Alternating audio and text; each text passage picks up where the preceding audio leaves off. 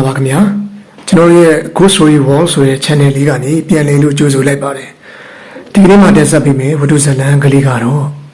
လောရတဲ့ဝတ္ထုတွေကိုနှစ်သက်ကြတဲ့ပရိသတ်တွေအားလုံးအတွက်စာရေးဆရာထွေးဆက်ခါရဲ့နှစ်ပင်လေးတက်ခွင်းဆိုတဲ့ဝတ္ထုဇာတ်လမ်းလေးပဲဖြစ်ပါတယ်ဒီဇာတ်လမ်းလေးကိုနားမစင်ခင်မှာ Ghost Story Wall ဆိုတဲ့ channel လေးကိုလည်း like and subscribe လုပ်ပေးပါအောင်ခင်ဗျအသစ်သောဇာတ်လမ်းတွေကိုနားဆင်ကြတယ်ဆိုလို့ရှိရင်လည်းဘေးနားမှာရှိတဲ့ notification ဘဲလေးကိုနှိပ်ပေးထားပါအောင်ခင်ဗျာတနေ့မှာတော့ညနေပိုင်းအချိန်လောက်မှာရန်ကုန်မြို့ပြည်လမ်းပေါ်မှာရှိတဲ့ပဲခူးကလပ်အဆောက်အုံရှိရာကိုတောက်ကရထားတစ်စီးကမောင်းဝင်လာပါတယ်။တောက်ကရထားမောင်းတဲ့သူကတော့ကလားလူမျိုးတူဖြစ်ပြီးတော့မှအဖြူအောင်ဝတ်စုံတွေကိုဝတ်ဆင်ထားတာဖြစ်ပါတယ်။တောက်ကလပ်စီးလာတဲ့သူကတော့တခြားလူမဟုတ်ပါဘူး။တထေးဦးစံဘောဆိုတဲ့သူပဲဖြစ်ပါတယ်။ဦးစံဘောကတော့အသက်50ဝန်းကျင်လောက်ရှိပြီးတော့မှအသားညွညွအရက်မောင်းခင်တူတူနဲ့ဖြစ်ပါတယ်။ဥပဝါခေါင်းပေါင်းရင်ပေါင်းအင်ကြီးဘန်ကောက်လုံကြီးတွေကိုတည်တတ်စွာနဲ့ဝတ်ဆင်ထားတဲ့အတွက်ခံရမှုတော့ရှိနေပါတယ်။သူ့ရဲ့ပွဲရုံလုပ်ငန်းကလည်းငွေကြေးပြည့်စုံတဲ့အတွက်ကြောင့်မို့လို့ကြီးပွားတိုးတက်မှုဖြစ်ပြီးတော့မှကီလီလမ်းမတော်ညောင်ပင်လေးစိမ်းတရုတ်တန်တန်စီလာတာအဲ့ဒီနေရာတွေမှာဖွင့်လှစ်ထားတဲ့တခြားပွဲရုံတွေထက်နာမည်ပိုပြီးတော့မှကြီးပါတယ်။ပွဲရုံလောကမှာလည်းပဲဦးစံဘောဆိုတဲ့နာမည်ကိုမသိသူမရှိသလောက်ပဲဖြစ်ပါတယ်။ဦးစံဘောဟာဆက်ဆံရေးကောင်းတယ်လို့လူကုန်လန်တိုင်းဝိုင်းနဲ့လည်းဝင်ဆက်နေသူဖြစ်ပါတယ်။နေ့တိုင်းပဲခူးကလပ်ကိုသွားပြီးတော့မိတ်ဆွေအပေါင်းအသင်းတွေနဲ့တွေ့ဆုံကြလိမ့်ရှိပါတယ်။ဦးစံဘောဟာပဲခူးကလပ်ကိုလာရတဲ့အကြောင်းရင်းကတော့အရာရှိတွေအမတ်တွေနဲ့တွေ့ပြီးစီးပွားရေးလုပ်ငန်းတွေတိုင်ပင်ဆွေးနွေးဖို့အတွက်အခုလိုလာရောက်ခဲ့ရတာဖြစ်ပါတယ်။ဒီဆောက်အောင်ကတော့မြန်မာပြည်တွင်းတယံဇာတာဖြစ်တဲ့ကျွန်းတင်တဲ့အဓိကတိဆောက်ခဲ့တာဖြစ်ပြီးတော့မှ1882ခုနှစ်မှာပြီးမြောက်ခဲ့တယ်လို့တမိုင်းမှတ်တမ်းတွေအရသိရပါတယ်။ကျွန်းရဲ့အာနိသင်အတိုင်းပဲနှစ်ပေါင်းများစွာရာသီဥတုဒဏ်ကိုခံထားရပေမဲ့လို့အခြေရဲ့စံတမှုတွေကိုအကောင်းဆုံးခံယူနေစေမှန်တင်းပြီးတော့မှရပ်တည်နေစေဖြစ်ပါတယ်။မြန်မာနဲ့ခွေးများမဝင်ရဆိုတဲ့စာတမ်းကိုဒီဘောဘီရဲ့ပါတော်မူပြီးနှစ်အနည်းကြာမှာပဲခူးကလပ်မှာခြေဆွဲတက်ဆင်ထားခဲ့ပါတယ်။အရှိတော်အာရှကလပ်တီထဲမှာတော့အစင်တန်းအမြင့်ဆုံးနဲ့အာနာရှင်ငွေရှင်ကြီးရှင်နေတာပုံမှန်လေတက်ကြတဲ့အဲ့ဒီကလပ်ဖြစ်ပါတယ်ခင်ဗျ။ထူးခြားတဲ့အချက်ကတော့ပဲခူးကလပ်အဆောက်အဦတွေအားလုံးကိုအုတ်ကြောက်အင်္ဂလိပ်တွေမသုံးမနဲ့မြန်မာကျွန်းသေးတွေနဲ့တိဆောက်ထားခဲ့တဲ့ရှေးအောင်အဆောက်အုံလည်းဖြစ်ပါတယ်။မြန်မာလူမျိုးတွေအသုံးပြုနေတဲ့ခေတ်ရောက်တဲ့အခါမှာဆိုင်းဘုတ်အမျိုးမျိုးကလည်းချိတ်ဆွဲအသုံးပြုခဲ့ကြပါတယ်။ကလပ်အသင်းသားများသာတို့အပြင်လူမဝင်ရတို့တရောင်းစားများမဝင်ရတို့ဆိုတဲ့ဆိုင်းဘုတ်ငယ်ကလေးတွေနေရာအနှံ့ဝေပေါဝတွေမှာချိတ်ဆွဲအသုံးပြုကြပါတယ်။ဒီကလပ်ကိုမှန်မှန်လာသူတွေထဲမှာတော့တထေးဦးစံပေါ်လည်းတူအပါဝင်ပါ။သူကပဲခူးကလပ်ကိုလာပြီးတော့မှမိတ်ဆွေအပေါင်းအသင်းတွေနဲ့တွေ့ရပါတယ်။အတောင်စားဝါသနာပါတဲ့သူလောင်းစားဝါသနာပါတဲ့သူတေဂီကြနဲ့အကခုံဝါသနာပါသူတွေနဲ့ရင်းနှီးပြောဆိုပြီးဆွေးနွေးတိုင်ပင်ကြတာတွေလည်းရှိပါတယ်။နေဝင်ကနေလူများလာတော့ဦးစံမော်တယောက်ပဲခူးကလပ်ကနေပြန်ထွက်လာပါတယ်။ဝင်ပေါက်ကနေပြန်ထွက်သွားပြီးအပြင်ဘက်ရောက်တဲ့အခါမှာတော့မြင်းကဆက်မသွားတော့တဲ့အတွက်တုံဆိုင်သွားပါတယ်။ထောက်ကက်မောင်းတဲ့သူကလည်းရှေ့မှာလူနှစ်ယောက်ပိတ်ရက်နေတာကြောင့်ထောက်ကက်ကိုချက်ချင်းရက်တက်လိုက်ပါတယ်။ဘယ်လိုဖြစ်လို့ရက်လိုက်တာလဲကွာ။ရှေ့မှာတရောင်းစားနှစ်ယောက်ပိတ်ရက်နေလို့ရက်လိုက်တာပါဆရာကြီး။ဟာဒီချိန်ထိတောင်းရတဲ့သူတွေကလည်းရှိနေလုံးပဲလားကွာမြန်မြန်ဖယ်ခိုင်းလိုက်စမ်းကွာစက်သိတုံးလိုက်တာတကယ်တော့ဦးစံဘောကတတိတူဖြစ်ပေမဲ့လည်းစိတ်ကြီးတတ်ပါတယ်ဒါပေမဲ့လည်းတောက်ကရှိမှရက်နေတဲ့သူတွေကတခြားမဟုတ်ဘဲနဲ့တရောင်းစားတွေဖြစ်တာကြောင့်စိတ်ထဲမှာမကြည်မနှက်ဖြစ်နေတာပါအဲဒီကမှပဲဘေးကိုတရောင်းစားတယောက်ရောက်လာပြီးတော့မှပတ်စံတောင်းမျက်နှာကိုအသေးချာကြည့်နေပါတယ်တရားရှိသလောက်စွန့်ချက်ပေးကမ်းခဲ့ပါတတိမင်းရဲ့ကျွန်တော်တို့မှာစကားတော့မဆုံးခင်မှာပဲအိတ်ထဲမှာအသင်းရှိနေတဲ့ပတ်စံရှိုးကိုယူပြီးခွက်ထဲကိုထည့်ပေးလိုက်ပြီးတော့မောင်းခွာမြင်မြင်သာမောင်းပြီးတော့အဲဒီကတောက်ကမောင်းတဲ့သူလည်းရှေ့မှာရက်နေတဲ့တရောင်းစားနှစ်ယောက်မရှိတော့တာနဲ့အဲ့ဒီနေရာကနေအချိန်ပြင်းပြင်းမောင်းထွက်သွားပါတော့တယ်ဝင်ပေါင်းတဲ့အတန်းငယ်ဝေးတဲ့နေရာမှာတော့တရောင်းစားတွေကလွယ်ထားတဲ့လူကြီးအဟောင်းတွေကနေတစုံတစ်ခုကိုထုတ်ယူကြည့်လိုက်ကြပါတယ်တခြားတော့မဟုတ်ပါဘူးဟောင်းနှလာပြီးဖြစ်တဲ့ဓာတ်ပုံအဟောင်းလေးတစ်ပုံဖြစ်ပါတယ်အဲ့ဒီဓာတ်ပုံပိုင်ရှင်ကတော့စောစောကတောက်ကရထားနဲ့ထွက်သွားတဲ့တတိဦးစံပေါ်နဲ့အများကြီးကိုဆင်တူလှပါတယ်တယောက်ကဘယ်လိုလဲတူတာတော့တော်တော်တူတယ်မင်းအသေးချာမြင်လိုက်လားငါရထားပြီးသွားတောင်းရတဲ့အသေးချာကြည့်လိုက်တယ်ဒီဓာတ်ပုံတွေကမျက်နှာအတိုင်းပဲဒါပြင်ငါတို့ဆရာကြီးရှာခိုင်းထားတဲ့လူဖြစ်မှာပေါ့ဘာပဲဖြစ်ဖြစ်ဒီအကြောင်းတော့ငါတို့ဆရာကြီးအများဆုံးပြောပြရမယ်ဒီနောက်မှာတော့နှစ်ယောက်စလုံးအဲ့ဒီနေရာကနေထွက်သွားကြပါတော့တယ်ဒီတရောင်းစားများကတော့တခြားမဟုတ်ပါဘူးအရဲတကလှည့်တောင်းနေကြတဲ့တရောင်းစားတွေကိုလိုက်လံကြည့်ရှုအကဲခတ်နေကြရတဲ့ဦးစံတဲ့ကြောင့်လည်းလက်ရဲတစ်ပက်တူဖြစ်တဲ့တန်ပချိုင်နဲ့တန်းရှူတို့နှစ်ဦးပဲဖြစ်ပါတယ်။နောက်တော့တော့ကြာမှာတော့ပဲခူးကလပ်အဆောက်အုံရှိကိုမြေလေတစီဆက်ရောက်လာပါတယ်။အပေါဝမှာစောင့်နေတဲ့သူတွေကဝင်နေကြမဟုတ်တဲ့အတွက်ဝင်ခွင့်မပေးပါဘူး။အဲဒီခါမှာပဲမြင်းပေါ်ကအသက်50ဝန်းကျင်လောက်သာရှိသေးတဲ့ လူတအုပ်ကအောက်ကိုဆင်းလာပြီးတော့ငါမိုးကုတ်ကလာတဲ့ကြောက်တတိဥကြောက်လုံးလို့ခေါ်တယ်ဒီကလပ်မှာမိတ်ဆွေတယောက်နဲ့ချိန်ထားတာမလို့လာခဲ့တာအတွင်းမှာဝင်ခွင့်မရဘူးလားဝမ်းနေပါလေခင်ဗျာဒီကလပ်ကကလပ်အသင်းသားအသင်းဝင်နေပဲဝင်ခွင့်ရှိပါတယ်သို့တော်လည်းအဆောင်ကလာကစကားဆက်မနေပဲဆက်ကြည့်လိုက်တဲ့အတွက်သဘောပေါက်သွားပြီးတော့မှအိတ်ထဲကတစ်ချက်ကိုထုတ်ပေးလိုက်တော့မှအမူအရာပြောင်းသွားပါတယ်အခုလိုပေးလိုက်တဲ့အတွက်ကျေးဇူးတင်ပါတယ်ခင်ဗျဒါတဲ့ဒီကလပ်မှာဝင်တွေ့ခြင်းနဲ့အတိမိတ်ဆွေရဲ့နာမည်ကိုတစ်စိတ်လောက်ပြောပြပေးပါဒီတော့ဦးကြောက်လုံးကဆွေးတံကိုဟန်ပါပါဖွာရင်းနဲ့တခြားလူတော့မဟုတ်ပါဘူးကွာပွဲစားကြီးဦးဆန်ပေါ်ပါပဲသူကငါနဲ့အလွန်ရင်းနှီးတဲ့မိတ်ဆွေပေါ့ဒါထက်သူရောဒီကိုရောက်နေပြီမလားဟုတ်ရောက်နေပြီခင်ဗျစောစောပဲဝင်သွားပါတယ်ဒါပြင်ငါလည်းဝင်လို့ရမယ်မလားဟုတ်ကဲ့ရပါတယ်တတိယမင်းတော့ဝင်သွားလို့ရပါတယ်မြင်းလဲသမားကိုတော့အပြင်မှာပဲထားခဲ့ပါအဲ့နောက်မှာတော့မြင်းလဲကိုတနေရာမှာစောင့်ခံပြီးတယောက်တည်းဝင်သွားပါတော့တယ်ဦးကျော်လုံးကခန်းထဲကလူတွေကိုတယောက်ပြီးတယောက်လိုက်ကြည့်ပြီးတနေရာမှာတော့ရက်နေတဲ့ဦးဆံမို့ကိုလှမ်းတွေ့တဲ့အတွက်စပွဲတို့တယောက်ကိုအခေါ်ခိုင်းလိုက်ပြီးဇဝေစွာနဲ့ပါလာပါတယ်စပွဲနာရောက်လာတော့ဦးကျော်လုံးဆိုတဲ့သူကနေရာထိုင်ခင်းပေးပြီးတော့မှထိုင်မောင်းဦးဆံမို့အခုလိုတွေ့ရတော့ဝမ်းသာပါတယ်ဗျဦးဆံမို့လည်းဇဝေစွာဖြစ်တဲ့အမူအရာနဲ့ပြန်ခဲကကြည့်နေပါတယ်ကျုပ်ကအခေါ်ခိုင်းတာခမများလားဟုတ်ပါတယ်ဒီလိုဆိုတော့လူမားနေပြီတဲ့ခမရောက်တခါမှမမြင်ဘူးပါလားခမရမေးလို့ဖြစ်ပါလိမ့်မယ်ကျုပ်နာမည်ကစံနတ်ကျော်လို့ခေါ်တယ်အလုပ်ကတော့ခေါင်းပေါင်းပေါ့ဗျာခေါင်းပေါင်းဆိုတာပါလေတထောင်စားတွေကိုအုပ်ချုပ်နေရတဲ့သူပေါ့ဖီးကြပီတုံးလိုက်တာအခုတော့ဘယ်လိုကြောင့်များတထောင်စားနေလာပတ်သက်နေရတာလဲနေပါဦးဦးစံပေါ်ရေသွားတော့မလို့လားကျုပ်ကခမရကိုပြောစရာရှိသေးတယ်ကျုပ်ပြောတဲ့စံနတ်ကျော်ဆိုတဲ့နာမည်ကခေါင်းပေါင်းဖြစ်မှပေးထားတာကျုပ်နာမည်အရင်ကစံကျော်လို့ခေါ်တယ်ဘာမင်းစံကျော်ဟုတ်လားဒီလောက်နဲ့လက်မနေပါနဲ့စမ်းပေါ်ရဲ့ငါမင်းကိုဘာမှမလုပ်သေးပါဘူးငါမသေးသေးဘူးဆိုတော့သိုံလေးမျက်နှာလာပြတာအခုတော့မင်းကငါတို့နှစ်ယောက်အသက်နဲ့ရင်းပြီးရှာထားတဲ့ရွှေငွေတွေနဲ့တထေးလူနေနိုင်နေပြီပေါ့လေငါ့အထင်မလွဲပါနဲ့ကွာငါမင်းတွေပါပြီထင်နေလို့ပါထားပါတော့လေဒါတွေကပြီးခဲ့ပြီပဲမင်းအခုလာတာဘာအတွက်လဲရွှေငွေတွေပြန်လို့ခြင်းလို့လားဒါတွေလည်းပါတာပေါ့လေနောက်တစ်ခုလည်းရှိသေးတယ်ဘာလဲမင်းငါ့ကိုတော့ဒုက္ခမပေးပါနဲ့ကွာဒီလောက်လည်းမစိုးရိမ်ပါနဲ့ကွာငါဒီလောက်မရက်ဆက်ပါဘူးနောက်မင်းနဲ့ငါတခြားသူတွေမှမဟုတ်တာအမေမွေးခဲ့တော့ငါရှေ့စင်းနောက်စင်းမွေးခဲ့တဲ့အမွာညီအကိုဆိုတော့မင်းမိသွားပါလားမမိပါဘူးကွာအေးငါမင်းနဲ့တွေ့ဖို့လာတာတခြားမဟုတ်ဘူးတိုင်ပင်စရာလေးရှိလို့ဘယ်လိုကိစ္စမျိုးကြီးလဲငါမင်းနဲ့တွေ့ဖို့လာတာ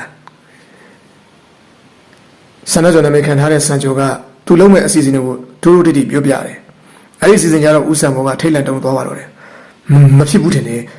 အခုငါလူကုန်တဲ့အတိုင်းဝိုင်းမှာဝင်ဆက်နေတဲ့လူတယောက်ဖြစ်နေပြီမင်းကအခုလိုနေရတဲ့ဘဝလေးကိုအတော်ကိုနှစ်သက်သဘောကျနေမှုရတယ်တကယ်တော့ဒါမျိုးတွေအသိတော့မထူးဆန်းပါဘူးကွာမင်းတို့လူကုန်တဲ့အတိုင်းဝိုင်းမှာအပြစ်ကင်းပြီးတော့မှဖြူစင်တဲ့သူကဘယ်နှယောက်များရှိကြလို့လဲဒါကတော့အခုလိုတားပြီးမငြိမ်မသက်ဖြစ်နေတဲ့အချိန်မှာအမတ်တွေတယောက်နဲ့တယောက်ဘလို့ရုပ်မာပြီးတော့မှတူးနဲ့တူးမကောင်းချင်တာတွေခြေထိုးတာတွေအတွင်းကျချန်စီတတ်တာတွေအများကြီးပဲကွာဒီကလပ်မှာတွေ့ရင်တော့တယောက်နဲ့တယောက်ပြုံးပြုံးရှင်ရှင်နဲ့လက်ဆက်နှုတ်ဆက်ကြပြီမဲ့စိတ်ထဲမှာတော့မောင်းချတာကြီးတွေဖွင့်ဖို့အဆင်းနေမယ်မလားဒီလိုပဲမင်းတို့လိုခက်ပြတ်မှာတတိဖြစ်နေတဲ့သူတွေကလည်းအရာရှိနဲ့သိအောင်ပေါင်းပြီးတော့မှကိုချမ်းသာဖို့ဆိုရင်တိုင်းပြည်ကိုတော့ရောင်းစားဖို့ကြံစီနေကြတယ်မလားတူတူပြောပါကွာဘေးကလူတွေကြားသွားမှလည်းငါအမှန်ကြီးပြောနေတာပါကွာမင်းတို့လူကုန်တဲ့တိုင်းဝိုင်းဆိုတာနောက်ချင်းနဲ့လှုပ်ထားတဲ့ကြောက်ခွက်ကိုရွှေချထားတဲ့မျက်နှာမျိုးတွေနဲ့အားလုံးကဟန်ဆောင်နေကြတာပဲမလားအခုတော့မင်းလည်းအဲ့လိုလူမျိုးဘဝရောက်နေပြီမလားမင်းငါပြောတော့အသေးချာစဉ်းစားတာတကယ်လို့မလုံနိုင်တော့ဘူးဆိုရင်တော့မင်းတစ်ချိန်ကကျူးလွန်ခဲ့တဲ့ဒုစရိုက်မှုတွေကိုအစိုးရဘက်ကလူတွေရောမိမိသားစုနဲ့အတိုင်းဝိုင်းကလူတွေကိုပါဖွင့်ပြောပလိုက်မယ်ဒီလိုမယူရကိစ္စတွေမလုပ်ချင်စားမှလည်းစံကြုံပါမင်းကဟိုးငငယ်လေးတွေကရှိတဲ့အကျင့်တွေကိုခုချိန်ကြီးမဖြောက်သေးပဲဘူးဒီလိုလုပ်တော့မင်းမှာဒုက္ခရောက်မှာမတွေးမိဘူးလားငါဒုက္ခရောက်တော့ဘာဖြစ်လဲငါမှညှတားမမိသားစုလည်းမရှိဘူး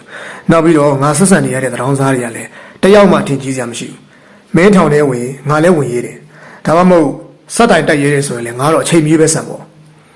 မင်းကိုစဉ်းစားဆုံးဖြတ်ဖို့9ရက်အချိန်ပေးလိုက်မယ်9ရက်ပြည့်လို့မှအကြောင်းမထွက်ရင်တော့ငါအဆိုးမဆုံးနဲ့တော့အဲ့နောက်မှာတော့ဆန်တဲ့ကျော်က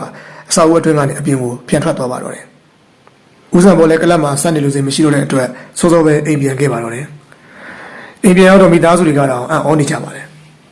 သူတို့မိသားစုကတော့များများဆဆမရှိပါဘူးဇနီးဖြစ်သူဒေါ်နှင်းမေနဲ့သမီးဖြစ်တဲ့သူမြတ်တီတီတို့ပဲရှိကြပါတယ်ဒေါ်နှင်းမေကအသက်40ကျော်လောက်ရှိပြီးတော့မှမြတ်တီတီကတော့အသက်20ကျော်ဝန်းကျင်ပါ မြတ်တီရရုပ်ရည်ချောမောပြီးတော့မှအပြောဆိုတွက်လက်ချက်ချသူတူဖြစ်ပြီးဖခင်ပြည်သူရဲ့ပွဲရုံလုပ်ငန်းမှာမန်နေဂျာအနေနဲ့ဝင်ရောက်ပြီးတော့မှလောက်ကင်ပေးနေတာပါကျန်တာကတော့အိမ်ရဲ့အစီအပါတွေဖြစ်ပါတယ်ဖေဖေနေမကောင်းလို့လားမျက်နှာလည်းတိတ်မကောင်းဘူးအလုပ်ကိစ္စတော့အဆင်မပြေခဲ့လို့လားမဟုတ်ပါဘူးသမီးရဲ့နေရထိုင်ရတာမအီမသာကြီးဖြစ်နေလို့စောစောပြန်လာတာဒါဖြစ်ရင်သမီးတမ်းမြိုင်တစ်ခွက်ဖြော်ပြီးမယ်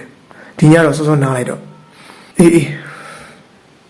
တကယ်တော့စံကြုံနဲ့စံပေါ်ဟာအမွှာညီကိုဖြစ်တဲ့အတွက်မိဘတွေကငငယ်တုန်းကတော့မောင်ကြီးနဲ့မောင်ငယ်လို့နာမည်ပေးထားပါတယ်သူကအကြီးဖြစ်ပြီးတော့မှစံကျော်ကမိနစ်ပိုင်းငေးပါတယ်အမွှာညီကိုဖြစ်တာကြောင့်မျက်နှာချင်းကဆင်းပြီးမြဲအသားရည်ချင်းကတော့မတူပါဘူးသူကအသားလက်ပြီးတော့စံကျော်ကအသားညူပါတယ်အရွယ်ရလာတော့စံပေါ်နဲ့စံကျော်လို့အမိပေးခဲ့ကြတာဖြစ်ပါတယ်စံကျော်ကအတော့စားအလောင်းစားကြက်တိုက်ဖဲရဲ့အားလုံးလုပ်ပါတယ်ရွာကလှည့်ပြီးဖဲချမှလည်းဝင်မလေးပါဘူးစံပေါ်နဲ့စံကျော်ကဇယချင်းမတူပြီးမြဲစံကျော်လို့သမီးကတော့စံပေါ်ကဒိုင်ခံပါပေးရပါတယ်ကြက်တိုက်ဖဲရဲ့အရက်တောက်သူတွေနေရာတွေမှာစံကျော်နဲ့လိုက်ရတာမျိုးလည်းရှိပါတယ်ရံဖြစ်ရင်လည်းအတူတူပါပဲဘယ်အလုပ်ကိုမှနှစ်ယောက်စလုံးကလက်ကျော်တင်အောင်မလုပ်ဘူးပေါ့တနေ့တော့ညီကိုနှစ်ယောက်ဆောင်တဲ့အခါစံပေါ်ကငါတို့လည်းဘယ်ဘွားကများလာတယ်မသိပါဘူးကွာမွေးလာကနေတခါမှချမ်းချမ်းသာသာမရှိဘူးမင်းနဲ့ကလည်းအမွှာညီကိုတွေဆိုတာတော့ကံတူအကျိုးပေးတွေထင်ပါရဲ့ဆင်းရဲတာချမ်းသာတယ်ဆိုတာကံကိုကြီးအပြစ်ပုံချလို့မရဘူးဘာမှမလုပ်ဘဲနဲ့ကံရှိရင်ချမ်းသာမှာပဲဆိုပြီးထိုင်ဆောင်နေလို့ကတော့မင်းဘယ်တော့မှချမ်းသာမှာမဟုတ်ဘူးစံကျော်ဆိုးတာဆိုပါတယ်စံပေါ်ထက်တော့အတွေးကိုပိုကောင်းပါတယ်တချို့ကချမ်းသာခြင်းတော့နတ်တွေကိုယုံကြည်ကိုးကွယ်ကြတယ်ကွာဘိုးတော်မယ်ရီစီမှာဆူတောင်းကြတယ်ဖခင်တရားစာတွေလည်းဆောင်းရွတ်ပြီးတော့မှဆူတောင်းကြတယ်ဟာအဲ့လိုလုပ်တာမဟုတ်လို့လားဟုတ်ပါတယ်ဘုရားစာတရားစာတွေရွတ်ရင်ငွေကြီးချမ်းသာတာမချမ်းသာတာတဲ့စိတ်တော့ချမ်းသာတာပေါ့ကွာဘိုးတော်မယ်ရောဆိုတာတွေကလည်းလူတွေကချမ်းသာခြင်းလို့ဆူတောင်းတိုင်းလုပ်ပေးနေတာမှမဟုတ်တာမင်းရတာတွေဘယ်လိုသိရတော့တွေးခြင်းသိနေတာပဲကွာဗမာပြည်ထဲမှာလူတွေအများကြီးရှိနေကြပဲအဲ့လူတွေထဲမှာဘိုးတော်မယ်ရီစီမှာချမ်းသာဖို့ဆူတောင်းနေသူတွေကလည်းအများကြီးပဲလူတွေလိုချင်တဲ့များဆူတောင်းတိုင်းသာကူညီပေးနေရရင်တော့သူတို့လည်းတခြားလို့လုပ်ကြမှာမဟုတ်ဘူးနားမှာတော့မဟုတ်ဘူးမင်းကတော့ကြမ်းကြမ်းဖန်ဖန်ကွာဒါပြင်ချမ်းသာဘယ်လိုလုပ်ရမှာလဲအလုံးလုပ်ရမှာပေါ့ကွာစူးစမ်းအားထုတ်ရမှာပေါ့ချမ်းသာတဲ့နီလန်းကိုရှာဖွေရမှာပေါ့ကွာဗမာပြည်မှာချမ်းသာနေတဲ့လူတွေကြည့်ရင်အလုံးမလုပ်ဘဲနဲ့ချမ်းသာတဲ့သူတယောက်မှမရှိတော့သိကြတယ်ငါတို့ရောဒီဘွားကတော့ဘယ်လိုလုပ်ကြမလဲဟာငါတို့လည်းအလုံးလုပ်ရမှာပေါ့ချမ်းသာတဲ့နီးကိုရှားမှာပေါ့စားကားစားမှာတော့ကောင်းတော့မကောင်းတော့လုံးသိလုပ်ရမှာပဲဒါဆိုမင်းကဘာလုပ်မယ်စဉ်းစားထားလို့လဲငါတို့မှာယင်းဒီစားတော့ဖို့ကငွေမရှိဘူးငွေမရှိတော့ဘယ်သူမှအဖက်လုပ်ပြီးကူညီမှာမဟုတ်ဘူးနောက်ပြီးတော့ဟောဒီလိုတောမှနေလဲချမ်းသာမှာမဟုတ်ဘူးဘာကြောင့်လဲကွာမင်းမကြည့်လေငါတို့နေတဲ့ရွာမှာချမ်းသာတဲ့သူကဘယ်နှယောက်ရှိလို့လဲတရားလုံးမှာရှိတဲ့ငွေအားလုံးစုရင်တော့မှငါတို့ချမ်းသာလောက်အောင်ရမှာမဟုတ်ဘူးဒီတော့ငါတို့နေကမြို့ပေါ်သွားရမယ်သွားလာစားမှာတော့ဆင်းရဲတာတွေငတ်ပြတ်တာမျိုးတွေကြုံရမှာပဲအဲ့ဒီတန်တွေကိုစူးစမ်းရင်းနဲ့ခြေကိုရအောင်စူးစမ်းရမယ်ဒါဆိုမင်းကဘာလုပ်မယ်စိတ်ကူးထားလို့လဲပထမတော့ချမ်းသာဖို့တဲ့နေဖို့စားဖို့အရင်စူးစမ်းရမှာပေါ့ကွာနောက်မှချမ်းသာတဲ့နေကိုရှားရမှာပေါ့ဒါဆိုဘလို့အလုပ်မျိုးလဲကွာငါတို့မှာအရင်ကြီးမရှိဘူးလေလှေရိုးလွှတ်တိုက်ကုံထမ်းနေလဲပင်မနာပဲပတ်တယ်မယ်ချမ်းသာမှာတော့မဟုတ်ဘူးကွာဖြက်လန်းနည်းတွေကဘာတွေလဲကွာမကောင်းတဲ့အလုပ်ပေါ့အဲ့ဒီထဲမှာချမ်းသာနေတဲ့လုပ်ကလူရတက်ခဲ့တဲ့အလုပ်မျိုးပဲဒီစကားကြောင့်လည်းမျက်လုံးပြူဝပြန်ပါတယ်ဓမြတဲ့ကိုပြောနေရလားအေးဟုတ်တယ်လေငါတို့ညီကိုနေရာကိုဓမြခိုင်းထောင်ပြီးတော့မှဓမြတိုက်တဲ့အလုပ်လုပ်ရင်တော့မြင်မြင်ချမ်းသာလာနိုင်တယ်အသက်ဘေးရန်နေနီးလိုက်တာကွာမတော်တဆပလိဖမ်းမိတော့လည်းထောင်ထဲမှာတစ်သက်လုံးနေရမှာဒါကတော့ကွာလှုပ်ရဲရင်ခံရရမှာပေါ့ငါတို့ကသူများတွေလိုရင်းနှီးစရာငွေကြေးမရှိတော့ရှိတဲ့အသက်ကိုရင်းရတာဘာများဆန်းလို့လဲမလုပ်ခင်ကတော့ဘာမှတွေးကြောက်မနေနဲ့အဲ့ဒါလိုတွေးကြောက်နေရင်တော့မင်းဘာမှလုပ်ဖြစ်မှာမဟုတ်ဘူးဘာပဲဖြစ်ဖြစ်ကောင်းတာပဲဖြစ်ဖြစ်မကောင်းတာပဲဖြစ်ဖြစ်လုပ်ဖြစ်ဖို့ကအရေးကြီးတယ်လှုပ်ရင်းထဲမှာထပ်ပြီးတော့မှရွေးရတာပေါ့ကွာ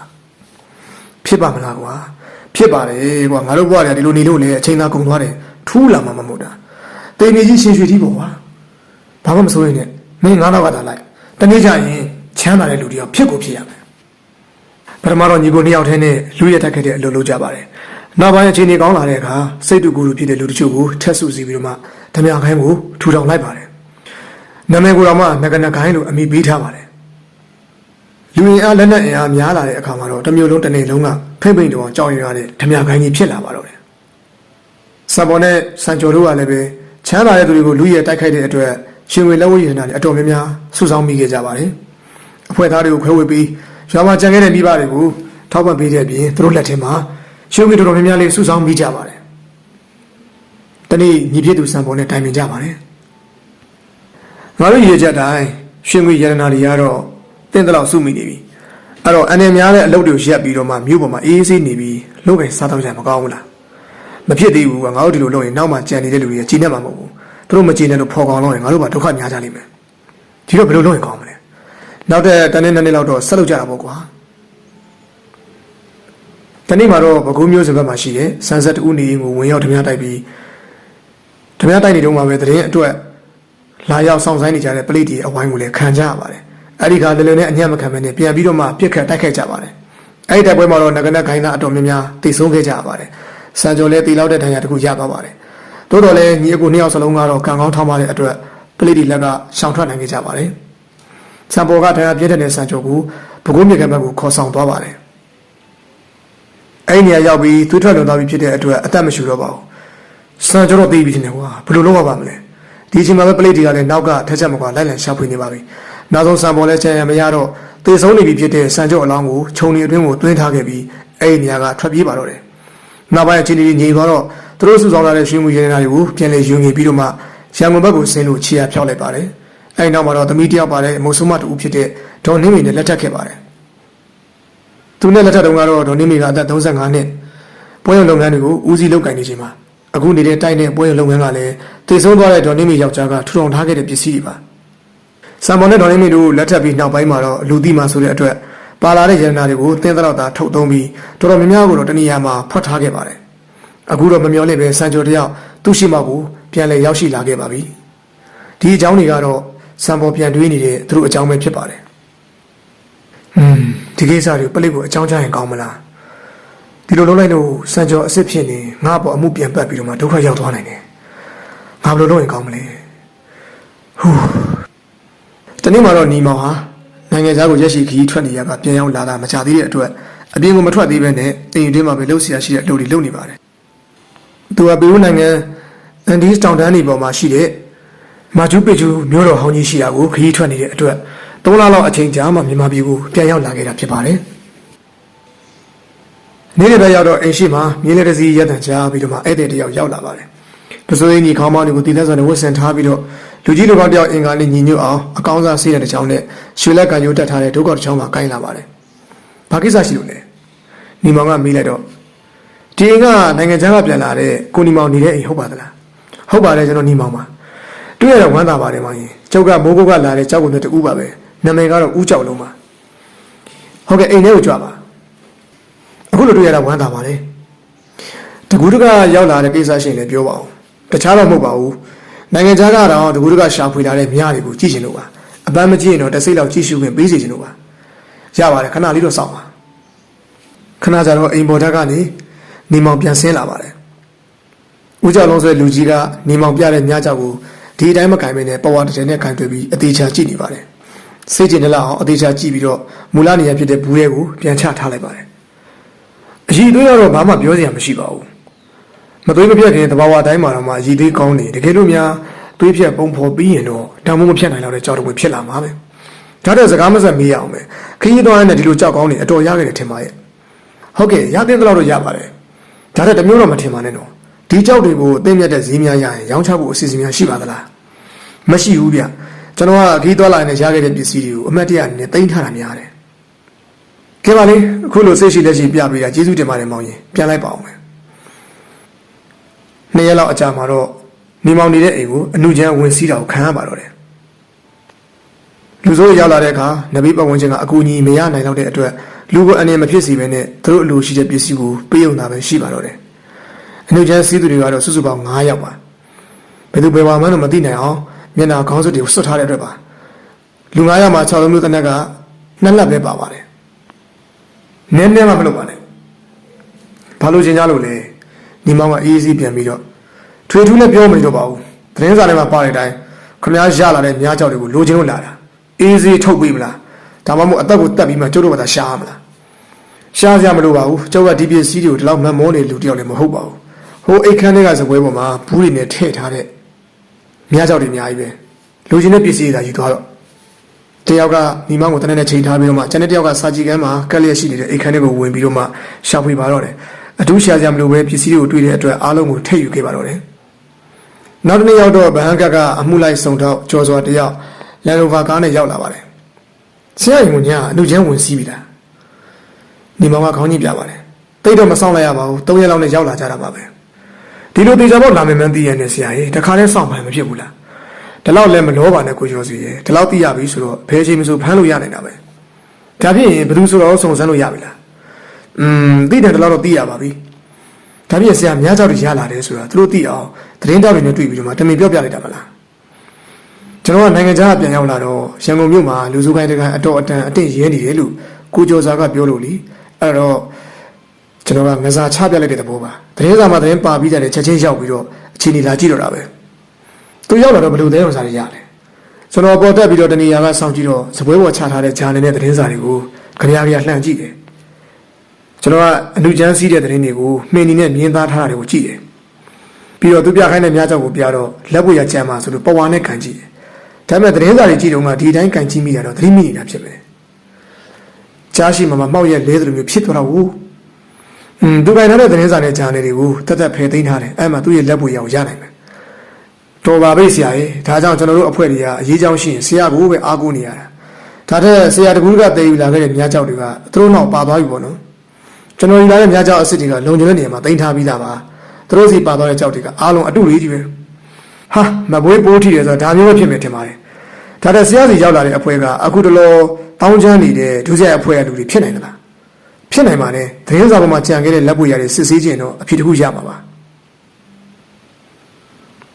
ဒီမောင်ကစီးကွက်တောင်းရင်းနဲ့ကဘာပေါ်ကကဘာကျော်ဒုစရိုက်ခင်းကြီးများအကြောင်းကိုပြောပြနေပါတော့တယ်ဘန်တွေထဲမှာတက်တန်းအရှိဆုံးနဲ့အကြီးဆုံးဘန်တစ်ခုရှိပါတယ်အဲ့ဒီဘန်ကတော့ Green Delhi ဘန်ပဲဖြစ်ပါတယ်ကိုလိုနီခေတ်တွေကထင်ရှားခဲ့တဲ့ဘန်ဒီထဲမှာအဲ့ဒီဘန်ကတခုအပါဝင်ဖြစ်ပါတယ်ရန်ကုန်မြို့ပန်းဆိုးလန်းလမ်းမကြီးနဲ့ကုန်တယ်လမ်းထောင်မှာလည်းတည်ရှိပါတယ်မြန်မာအပါဝင်ပြည်ထောင်အိန္ဒိယတို့မှာအကြီးဆုံးဘန်တစ်ခုလည်းဖြစ်ခဲ့ပါတယ်ဒီနေ့မှာတော့ Green Delhi ဘန်ရှိကိုအနက်ရောင်မော်တော်ကားတစ်စီးဆိုက်ရောက်လာပါတယ်အဲ့ဒီကားပိုင်ရှင်ကတော့တထေးကြီးဥပရှင်ပိုင်တဲ့ကားပါဥပရှင်ကဆက်ဆက်လုပ်ငန်းပွဲရုပ်လုပ်ငန်းတွေနဲ့ချမ်းသာကြွယ်ဝနေတဲ့သူပါကားပေါ်မှာတထေးဥပရှင်နဲ့တူအခြားတထေးနှစ်ယောက်လည်းပါပါတယ်ကုန်တယ်ကြီးဦးစံပေါ်နဲ့ရွှေရောင်းဝယ်လုပ်ငန်းနဲ့ကြီးပွားနေတဲ့တထေးဥပရွှေရုပ်ပဲဖြစ်ပါတယ်သူတို့သုံးယောက်စလုံးဟာကုန်တယ်ပွဲစားတထေးလောကမှာတော့ထိတ်တန်းစည်းရင်ဝင်တထေးကြီးလည်းဖြစ်ကြပါတယ်တထေးဥပရှင်ကတော့နာယကကြီးဖြစ်ပြီးဦးရွှေသူကဥက္ကဋ္ဌတာဝန်ယူထားပါတယ်ဦးစံပေါ်ကတော့အသိရဲ့အတွင်းမှုတာဝန်ကိုယူထားတာဖြစ်ပါတယ်ဘဏ်ကိုရောက်တဲ့အခါမှာတော့အပ်ထားတဲ့ငွေတွေကငွေ3သိန်းထုတ်ယူကြပါတယ်အဲ့လိုထုတ်ပြီးတဲ့နောက်ငွေတို့ကိုကားပေါ်ကိုတင်ပြီးတော့မှပြန်ထွက်ခဲ့ကြပါတယ်ကားကတော့ဘန်ဆိုဒန်ကနေကန်နာလဘက်ကိုပြန်ထွက်ပြီးမောင်းလာရင်းကနေလူပြတဲ့နေရာကိုရောက်တော့ရက်တန့်သွားပါတယ်ဥပရှင်ကကားဒရိုင်ဘာကိုလှမ်းမိလိုက်ပါတယ်ဘာဖြစ်တာလဲမောင်ရွှေကားဆက်ကချွင်ရင်းသွားလို့ပါတတိမင်းတဲလဲပေါ့ရောက်တာပဲကူမနေ့ကလေးကကြိုးပြင်းထားမှာပေါ့အရေးကြီးပါတယ်ဆိုမှကွယ်ကားရသွားတဲ့နေရာကတော့ယထာတန်လန်းနဲ့ခိုးတောင်းနေတာရှိပြီးတော့မှလူသားလူလာမရှိသလောက်ရှင်းတဲ့နေရာပါအဲ့ဒီအချိန်မှာပဲသူတို့ကားရထားတဲ့နေရာဘေးကိုတခြားကားတစ်စီးရက်လာပြီးတော့ကားဘက်ကလူ3ယောက်ဆင်းလာကြပါတယ်တနက်တွေနဲ့ချိန်ထားလိုက်ပြီးတော့တယောက်မှမလုပ်နဲ့အတန်လဲထွက်မယ်မကြမ်းနဲ့အတန်ထွက်လာတဲ့နေရာမှာပြတ်တက်လိုက်မယ်အဲနောက်တကားတွေကိုပိတ်ထားလိုက်ပါတယ်ကားဆက်ပြင်းတဲ့ဒရိုင်ဘာကိုလည်းကားဘေးမှာထိုင်ခိုင်းထားပြီးတော့မှကျိုးနဲ့တုပ်ထားလိုက်ပါတယ်ပြီးတော့အတွင်းကငွေတို့ကိုယူပြီးသူတို့ရဲ့ကားပေါ်ကိုပြောင်းတင်ပါတယ်တရေသုံးကိုလည်းတကားတွေပိတ်ထားလိုက်ပြီးတော့မှလော့ချထားလိုက်ပါတယ်တကားမပိတ်ခင်ကားထဲကိုအခိုးငွေတစ်ခုဖြန်းထားပြီးတော့မှကားတကားတွေကိုအလုံးပိတ်ထားခဲ့တာဖြစ်ပါတယ်လူစိုးရထွက်သွားပြီးအတော်ကြာတော့ပတ်ဝန်းကျင်ကိုအော်ဟစ်အကူအညီတောင်းရပါတယ်ဒီနောက်မှာတော့မနီးမွေးကနေဖြတ်သွားတဲ့လန်ချားတစ်စင်းကကြားတဲ့အတွက်လာကြည့်ပြီးရှစ်ထားတဲ့ကားတစ်စင်းနဲ့ကျိုးတုတ်ခံထားတဲ့လူတစ်ယောက်ကိုမြင်ုံနဲ့လန်ချားဆွဲတဲ့ကလားဟာအနားရောက်မလာတော့ဘဲနဲ့အဝေးကနေပဲထွက်ပြေးသွားပါတော့တယ်ဒီလေပိုင်းရောက်တော့မှအဲ့ဒီနေရာကိုလန်ရိုဗာကားတစ်စီးရောက်လာပြီးတော့မှညီမောင်နဲ့စုံတော့ကျော်စွာတို့ပလိချုပါလာကြပါတယ်ရောက်တာနဲ့ညီမောင်ကပတ်ဝန်းကျင်ချင်းတွေကိုအကဲခတ်ပြီးတော့မှမောင်ရှူကိုကျိုးပြပေးလိုက်ပါတယ်အဲ့ဒီနောက်မှာတော့ကားတကားကိုဖွင့်လိုက်တဲ့အခါဥပရှင်ဦးစံပေါ်နဲ့ဦးရွှေတူတို့3ယောက်စလုံးသတိမိတ်လဲကြနေတာကိုတွေ့ရပါတယ်လေမိုးမီအသက်ရှူချက်လို့သတိမိတ်သွားကြတာဖြစ်မယ်ဒါပြင်ကားထဲမှာစီးနဲ့တစ်မျိုးရတယ်မိစင်းငွေတွေဖြန်းထားကြလို့သတိမိတ်သွားကြတာဖြစ်မယ်ထင်တယ်သူတို့3ယောက်ကိုစေးုံပို့ပေးလိုက်ပိုကောင်းမယ်ဗျကဲဘယ်လိုဖြစ်တယ်ဆိုတော့ပြောပြပါဦးကားတစ်စင်းနဲ့ပါပဲကားမျိုးစားနဲ့ကားနံပါတ်ကိုတော့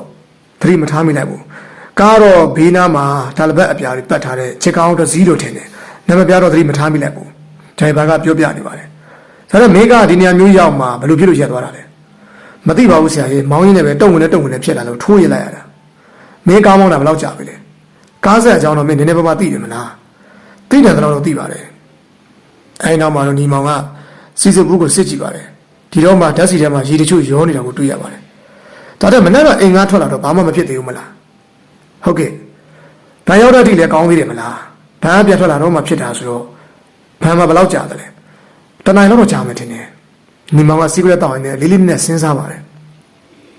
ဘာလို့ထူးခြားလဲကိုကျော်စွာဆရာပြောသလိုပဲကားထဲမှာမေးစည်းအနံ့တွေရနေသေးတယ်နောက်ပြီးကားထဲကဒီလက်ကင်ပေါ်တစ်ထည်တွေ့လို့ယူလာခဲ့တယ်ညီမောင်ကလက်ကင်ပေါ်ကိုယူပြီးအိတ်ထဲထည့်ထားလိုက်ပါတယ်ဆရာကဘယ်လိုထင်လဲကျုပ်တင်ကြံစီမှုတစ်ခုဖြစ်ပုံရတယ်တရေ၃ယောက်နဲ့တွေ့ပြီးတော့မှမေးစရာရှိတာမေးကြည့်ရင်တော့ခွင်းဆက်တွေပေါ်လာနိုင်တယ်ဆေးရောက်ပြီးခဏကြာမှတော့တရေ၃ယောက်စလုံးသတိပြန်ရလာတဲ့နဲ့သူတို့အိမ်ကြီးအထိလက်ပို့ပေးလိုက်ကြပါတယ်နောက်တစ်နေ့မှာတော့ညီမောင်ကလမ်းမတော်မှာနေတဲ့တရေဥပရှင်တိုက်ရှိကိုဥစွာသွားတွေ့ပါတယ်သူတို့ရောက်တော့တိုက်ရှိမှာရပ်ထားတဲ့ကားအနက်ကိုပြန်တွေ့ရပါတယ်ဒရိုင်ဘာမောင်ရှိုးတော့မတွေ့ရပါဘူးဥပရှင်ကိုယ်တိုင်အောက်ဆင်းလာပြီးတော့မှဧကန်စကားပြောပါတယ်ကျမကြီးကောင်းသွားပြီလားတတိမင်းလူကတော့ကောင်းတဲ့တော့ကောင်းနေပါပြီစိတ်မကောင်းတာပဲကြံတော့တယ်ဒါထက်တတိရဲ့ဒရိုင်ဘာလည်းမမြင်ပါလားမောင်ရှိကိုပြောတာလားသူ့အကြောင်းကတော့ပြန်တော့မပြောချင်တော့ပါပဲသူပို့လို့အခုလိုဖြစ်တာလေဒါကြောင့်ဒီနေ့မနေ့ပဲ3လကဂျူပေးပြီးတော့မှလောကထုတ်ပလိုက်ပြီဓမြရီမျက်နှာကိုမြင်လိုက်သေးလားမျက်နှာဖုံးတွေတက်ထားတဲ့ထင်ပါရဲ့အသေးချာတော့မမြင်လိုက်ဘူးမောင်ရဲ့ဒါတဲ့ကုန်တယ်ကြီးများအဖွဲ့ဝင်တွေကငွေထုတ်ချေဖို့ထုတ်တယ်ဆိုတော့ဘယ်အသိဝင်ဆိုတာပြောပြပေးစီခြင်းတယ်ဒါတော့မသိဘူးတင်လေဥပရှင်ကစိတ်မသက်မသာနဲ့ပြန်ပြောပါတယ်ဘာကြောင့်လဲကျုပ်တို့ထဲမှာကစီကံချက်တစ်ခုရှိတယ်ဒါတခြားတော့မဟုတ်ဘူးငွေချေးယူတဲ့အသိဝင်ကိုကျုပ်တို့ကလွှဲပြီးတော့မှတခြားအသိဝင်အသိသားတွေမသိစေဘူးလျှို့ဝှက်ထားပေးရတယ်ညီမောင်ကသဘောပေါက်ဟန်နဲ့ခေါင်းတစ်ချက်ညှိပြလိုက်ပါတယ်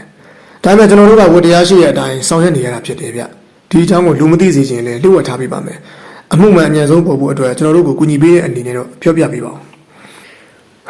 တခြားသူမဟုတ်ပါဘူးဥဆန်ပေါ်ပါပဲမနေ့ကငွေထုတ်တော့သူလည်းပါတယ်မလားပါရတယ်လေသူကကုန်တယ်ကြီးများအသိရဲ့အတွေ့အမှုဗန်မာငွေရတုံးကလည်းကျုပ်တို့၃ယောက်နာမည်နဲ့ဆိုတော့သူပါရတယ်ဒီနောက်မှာတော့ညီမောင်နဲ့ဆုံးတော့ကျော်စွာတို့တခြားသိလူတာတွေကိုထပ်မေးပြီးတော့မှအဲ့ဒီနေရာကပြန်ထွက်လာပါတယ်လက်ရောက်တော့ဆုံးတော့ကျော်စွာက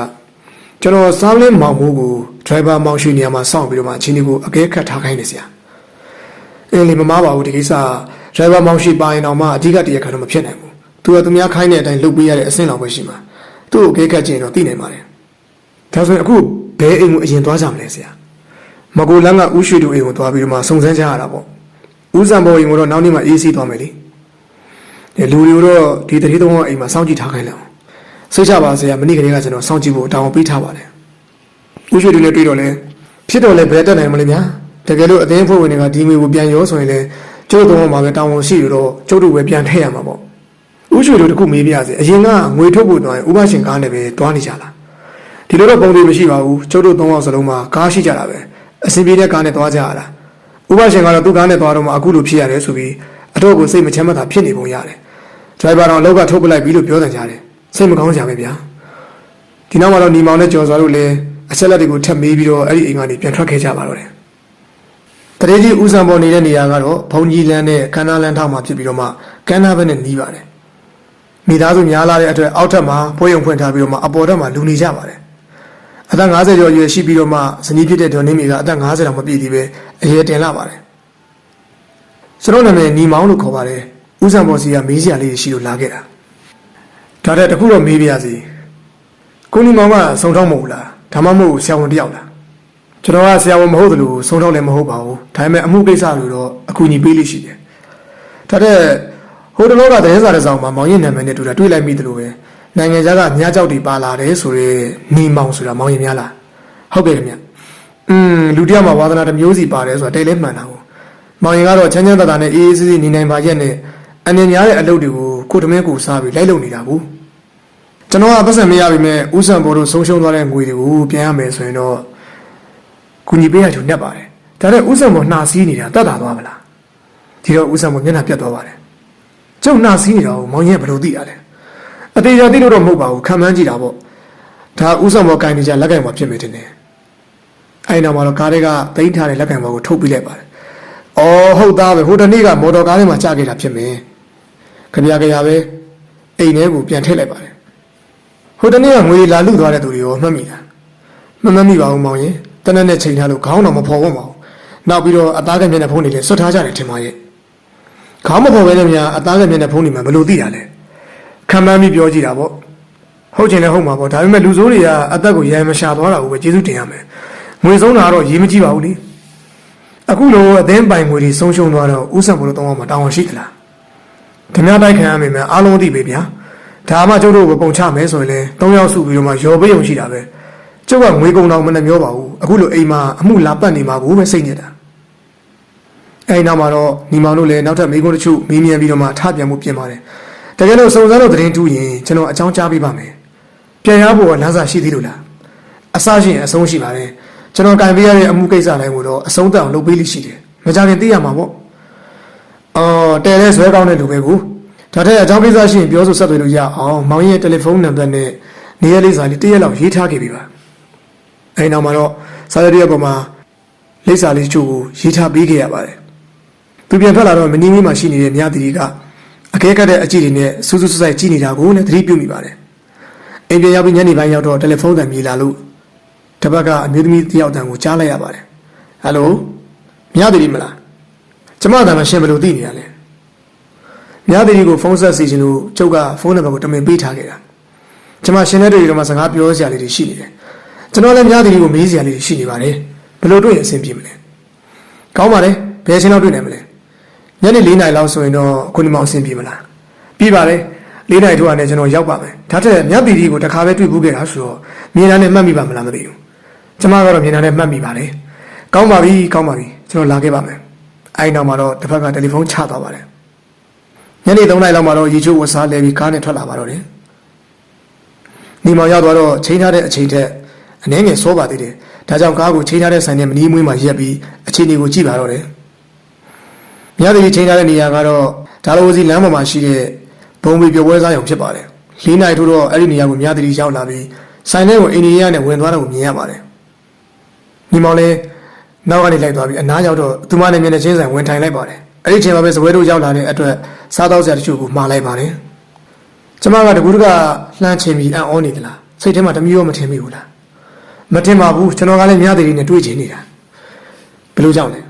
မေးစရာလေးတွေရှိနေလို့ပါဒီလိုဆိုရင်ကျမကပဲအရင်စမေးပြရစီကိုနီမောင်ကကျမအဖေပေါ်မှာမတင်ကာဖြစ်နေပုံရတယ်ဘယ်လိုကြောင့်လဲသူတယောက်တည်းကိုကွက်ပြီးတော့မှမတင်ကာဖြစ်နေတာမဟုတ်ပါဘူးဒီကိစ္စနဲ့ပတ်သက်နေတဲ့သူတွေအားလုံးကိုဒီလိုပဲမေးမြန်းရတာပေါ့ကျမတော့ဒါမျိုးတွေနားမလည်ပါဘူးဒါပေမဲ့ရှင်းကိုကြည့်ရတာတခုခုသိထားပြီးတော့မှတခုခုနဲ့ဆက်နွယ်နေတယ်ဆိုတာသတိပြုမိတယ်ကျမအဖေနဲ့ပတ်သက်ပြီးတော့မှထူးခြားမှုရှိကျမကိုပြောပြပေးဒါကလည်းမတောင်းဆိုတဲ့တာကိုတောင်းဆိုနေတာမဟုတ်ပါဘူးအကူအညီတောင်းတာရှင်းစီကတခုခုသိရမှအဲ့ဒီချိန်မှာပဲဇပွဲတို့ကလာချတဲ့အစားအသောက်တွေပကံခွဲရောက်တွေကိုခင်းပေးနေတဲ့အတွက်ကြောင့်မလို့စကားမဆက်ဖြစ်တော့ပါဘူးဇပွဲတို့ပြန်ထွက်သွားတော့မှစကားပြန်ဆက်ပါအောင်ကျမစကားပြန်မဆက်ခင်ရှင်းမေးချင်တာကိုအရင်မေးတခြားတော့မဟုတ်ပါဘူးမြတ်တီတို့မိသားစုအကြောင်းကိုပြောပြပေးအမှုနဲ့ဗာများပတ်သက်လို့လဲဆက်စပ်မှုရှိနိုင်မယ်ထင်လို့မေးကြည့်တာပါအဲ့နောက်မှာမြတ်တီကသူမမိသားစုအကြောင်းကိုပြောပြပါတော့တယ်သူမဖခင်ဦးကျော်မောင်သိဆုံးပြီးတဲ့နောက်မိခင်ပြည်သူတော်နင်းမီကဦးစံဘောနဲ့လက်ထပ်ခဲ့ပုံတွေကိုပြောပြပါတယ်ဒါဖြင့်ဦးစံဘောရဲ့နောက်ကျောင်းရာဇဝင်တွေကိုဘယ်လောက်သိထားသလဲအဲ့လိုတော့သိပုံမရဘူးဘာလို့လဲရာဇဝင်မသိတဲ့လူတယောက်ကိုသမီးဘူးတယောက်ရှိတဲ့ဒေါ်နင်းမီကလက်ထပ်ရဲတာကိုစိတ်ဝင်စားလို့ဒါပေမဲ့အခုချိန်ထိတော့သူကကျမတို့မိသားမိပေါ်မှာကောင်းပါတယ်ဒါတော့ရှင်ကရောသူ့အကြောင်းတွေသိနေလို့လားမိမောင်လည်းခေါင်းခါပြလိုက်ပါတယ်ကျွန်တော်လည်းတွေ့ချင်တဲ့အကြောင်းလည်းပြောပါအောင်ဗျတခြားတော့မဟုတ်ပါဘူးကျမအဖေနဲ့ပတ်သက်တဲ့အကြောင်းတစ်ခုခုရှိနေပုံပဲမျက်စိမျက်နှာလည်းသိမကောင်းလောက်ငွေကြေးကလေးဖြစ်နေလို့လားအဲ့လိုတော့ဟုတ်မယ်မထင်ဘူးအိမ်မှာငွေပုံငွေရှန်နေရှိပါတယ်ဒါပေမဲ့ဘဏ်မှာငွေ3 သိန်းထုတ်တာကသူအသုံးလို့ထုတ်ကြတာလို့ပြောကြတယ်ဒီစကားကိုကြားတော့မြတ်တီကကြိုက်ထားတဲ့ဇုံခင်းတောင်ပကံလေးကိုပြန်ချလိုက်ရပါတယ်ဩဇော်နဲ့ကျမမသိသေးဘူးပဲဒါမှန်မဲလားဟုတ်တယ်သူနဲ့တော့ငွေထုတ်ခဲ့ကြတဲ့ဥပရှင်နဲ့ဦးရွှေတူတို့ကပြောပြလိုက်တာထားပါလေသူ့မှာလည်းတခြားအရေးကြီးတဲ့အကြောင်းကိစ္စရှိတာဖြစ်မှာပေါ့ဒါတော့တခြားပြောစရာရှိသေးလားမြတ်တီကခေါင်းကပြပါတယ်ဒါနဲ့ဆိုရင်အခုတလောမြတ်တီတို့အိမ်မှာအခုတလောထူးခြားမှုတွေတွေ့ရင်လည်းကျွန်တော်စီကိုဖုန်းဆက်ပြီးအခုတလောအိမ်မှာထူးခြားမှုတစ်ခုတော့ရှိတယ်ဘယ်လိုမျိုးလဲဗျတရုတ်နှစ်ကူးချိန်နီးလာတော့ကုန်နေကြီးများအသင်းကတရုတ်အသင်းဝင်တွေကရုပ်တုတစ်ခုလက်ဆောင်ပို့ပေးတာရှိတယ်ဒါပေမဲ့အဖေကအဲ့ဒီရုပ်တုကိုအပြင်ဘက်မှာမထားဘဲနဲ့သူနေတဲ့အခန်းထဲမှာထည့်ထားတယ်ဘယ်လိုရုပ်တုမျိုးလဲတရုတ်နဲ့သမီးရုပ်တုမျိုးပဲကွန်ရင်မဲလိုရုပ်တုမျိုးနဲ့ခက်ဆင်စင်သူသဘောကျလို့အိတ်ခမ်းထဲထည့်ထားတာဖြစ်ချင်ဖြစ်မှာပေါ့ ကျွန်တော်ကိုယုံကြည်တဲ့လက်ခံတွေ့ဆုံပြီးတော့မှပြောတဲ့နာတွေကိုပြောပြပေးလို့များတဲ့ယူလည်းအများကြီးကျေးဇူးတင်ပါတယ်နောက်အကြောင်းရှိရင်ကျွန်တော်စီကိုဖုန်းဆက်ပေါ့ဗျာအဲဒီနောက်မှာတော့ကျတဲ့မျိုးရှင်းပြီးတော့မှဆိုင်လေးကနေပြန်ထွက်ခဲ့ကြပါတော့တယ်ဆန္ဒကျော်ဟာခေါင်းပေါင်းလုံးနေတဲ့အတွက်ကြောင့်မို့လို့ဦးတက်ခေါ်နေကြပြီမဲ့အသက်50ဝန်းကျင်သာရှိသေးပါတယ်သို့တော်လည်းအနေထိုင်ကတီးပါတယ်သူနေတဲ့အိမ်မှာကလားတယောက်စီကအပိုင်စီးထားတဲ့အင်ကြီးတစ်လုံးမှဖြစ်ပါတယ်တောင်ရလူတွေစီကနေရတဲ့ငွေတွေကိုပြန်ကြဈေးတွေအယောင်းဝယ်လုပ်တဲ့သူတွေကိုနေပြန်ထိုးပြန်ပေးနိုင်ပါတယ်တစ်ဘက်ကဒေါသနာတွေရဲ့ခေါင်းပေါင်းဖြစ်တယ်လို့တစ်ဘက်ကလည်းငွေရိုးချီတို့ပေးနေရတဲ့လူကြီးလူကောင်းတယောက်အသွင်ရှိနေပါတယ်ညနေဆောင်မှာတောင်ရသူတွေကုံတလောက်ငွေရိုးချီစားသူတွေနဲ့တွေ့ဆုံရတဲ့အချိန်တွေကများပါတယ်သူရှိနေတဲ့တဲကြီးတွင်ကိုညနေဆောင်တစ်ခုမှတော့လူနှစ်ယောက်ဝင်လာပါတယ်သူတို့နှစ်ယောက်ရဲ့ပုံမှန်တရံကမြင်ုံနဲ့ပဲဆန်တဲ့ကျော်ဟာမျက်နှာတစ်ချက်ပြတ်သွားပါတယ်ဘာကိစ္စရှိလို့လဲဦးဆန်တဲ့ကျော်နဲ့တွေ့ချင်လို့ပါဆန်တဲ့ကျော်ဆိုတာကျုပ်ပဲခမရတော့ဘာတူလဲကျွန်တော်နာမည်ကနီမောင်သူကတော့စုံတော့ကျော်ဆိုတာဘာကိစ္စလာကြတာလဲမေးစရာရှိလို့ဘာမေးမလို့လဲ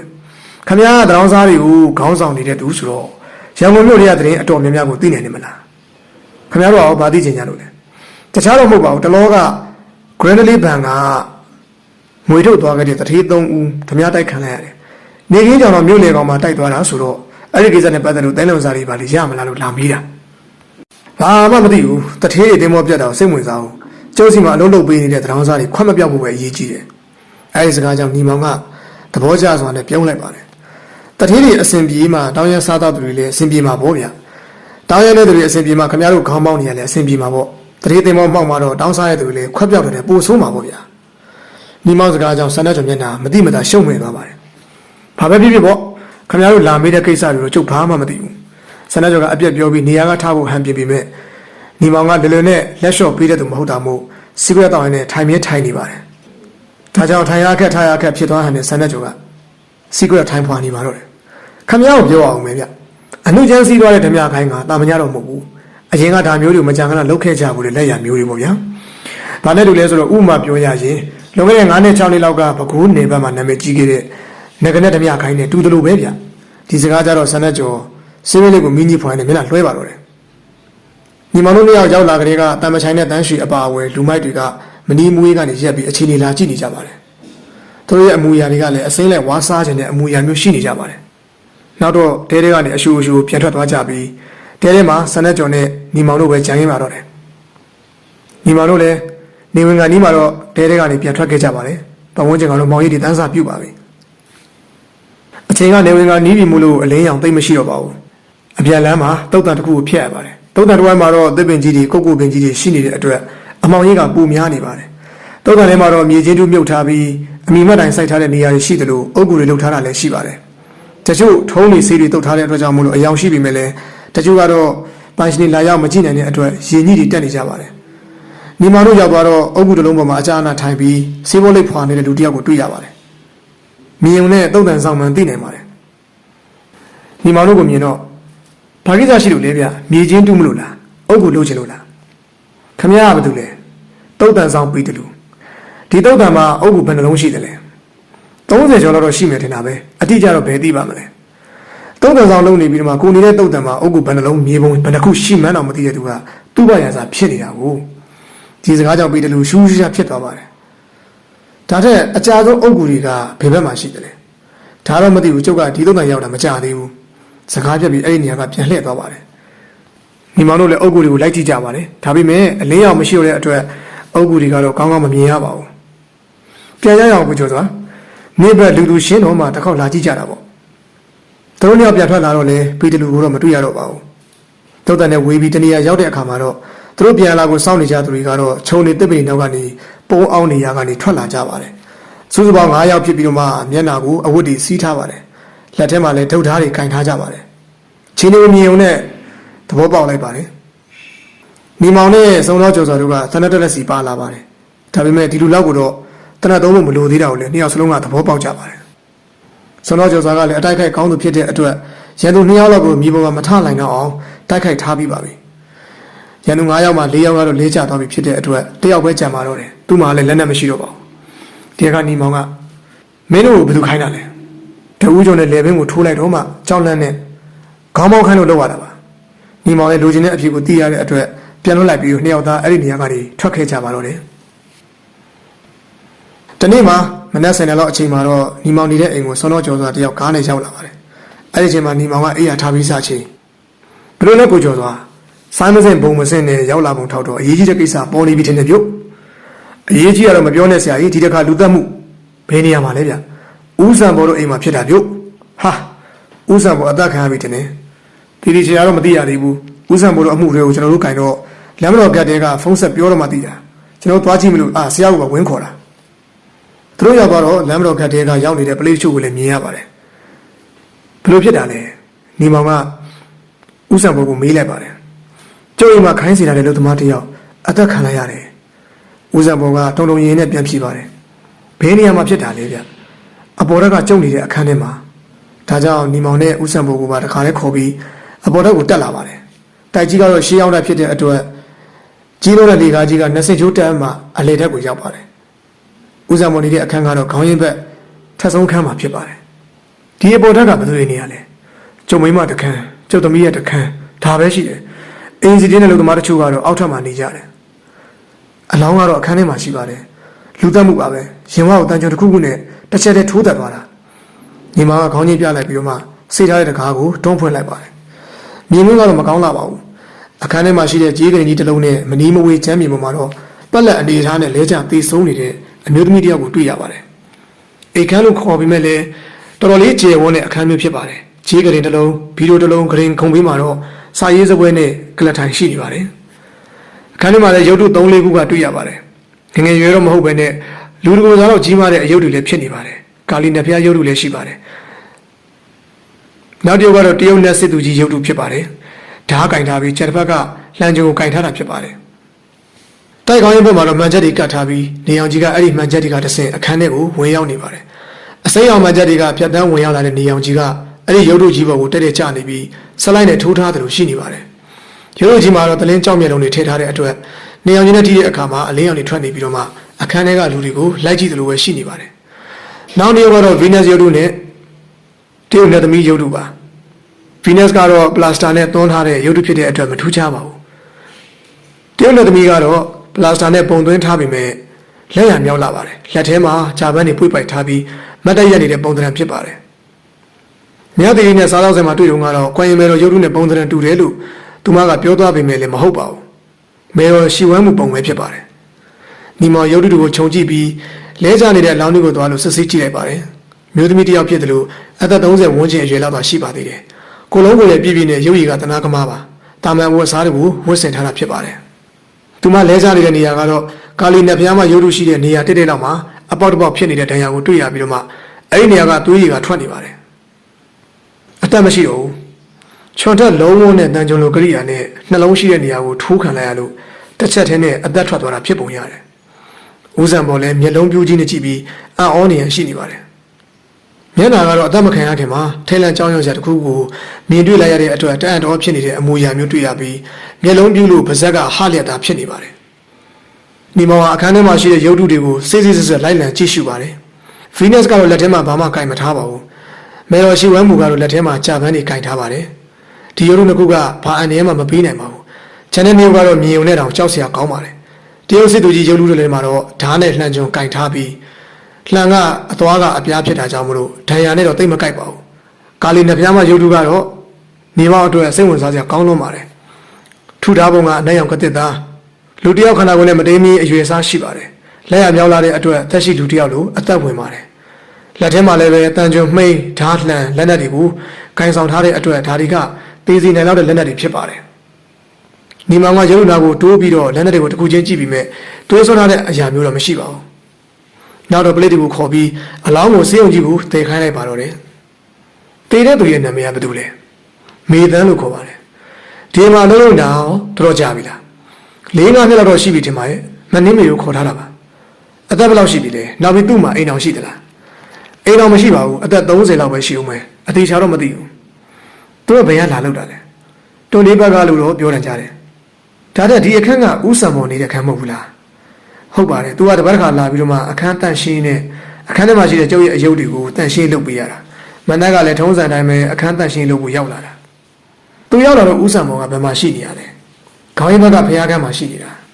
ဆက်ပြောပါဦးဖျားဝတ်ပြုနေနေအောင်မလေးသေးပါပြီဆိုတဲ့အတန်ကြားလိုက်ရတယ်နောက်တော့ကျမ်းမြေမုံကိုဝုန်းကနေလဲကျသွားပြီးတော့မှကြပြထလာပြီးကြည့်လိုက်တော့စောစောကမြင်ရတဲ့အတိုင်းပဲလဲကျနေတာတွေ့ရတာပဲအခုလိုဖြစ်သွားတော့စိတ်မကောင်းပါဘူးဒါတဲ့အခင်းဖြစ်သွားတဲ့အချိန်မှာအပေါ်ထပ်မှာဘယ်သူများရှိနေတယ်လဲဒီပေါ်ထပ်မှာ2ယောက်တည်းရှိနေတဲ့အချိန်မှာတယောက်ကတည်သွားတယ်ဆိုတော့ဥဆောင်မော်အနေနဲ့ဘယ်လိုများထင်မိတယ်လဲကျုပ်လည်းမထင်တတ်အောင်ဖြစ်နေပြီဗျာစိတ်မကောင်းလည်းဖြစ်မိတယ်စိတ်ထဲမှာလည်းအံ့ဩနေမိတယ်အိမ်မမနေနဲ့ဂျိုးစိုးဝင်နေတာထင်ပါရဲ့တလောကဓမြတိုက်ခံခဲ့ရတယ်အခုအိမ်မမနေနဲ့လူသားမှုကဖြစ်ရတယ်ဒီလိုပဲဖြစ်တတ်ပါတယ်ကောင်းတာတစ်ခုခုရဖို့မလွယ်ပေမဲ့မကောင်းတာကြတော့တစ်ခုလာပြီဆိုရင်နောက်ကအပေါင်းဖော်နဲ့တပြုံဓမ္မကြီးရောက်လာတတ်တယ်တကယ်လို့ဥဆောင်မော်အနေနဲ့အပြစ်မရှိရင်တော့ဘာမှစိုးရိမ်စရာမရှိပါဘူးအာကိုပြရစီဗျာအရင်တစ်ခေါက်တွေ့တော့ကမမပြောခဲ့မိတာကြီးလည်းတီးခံပြီးပါကျွန်တော်ဘယ်လို့မှသဘောမထားပါဘူးအမှန်တရားပေါ်တဲ့အထိကျွန်တော်တို့စူးစမ်းပြီးမှာပါဒါတဲ့ဒီလောက်ကြီးတဲ့ရုပ်တုကြီးတွေကိုဘယ်လိုများစုဆောင်းထားတာလဲကျုပ်ကအခုလိုရုပ်တုတွေစုဆောင်းရတာဝါသနာပါတယ်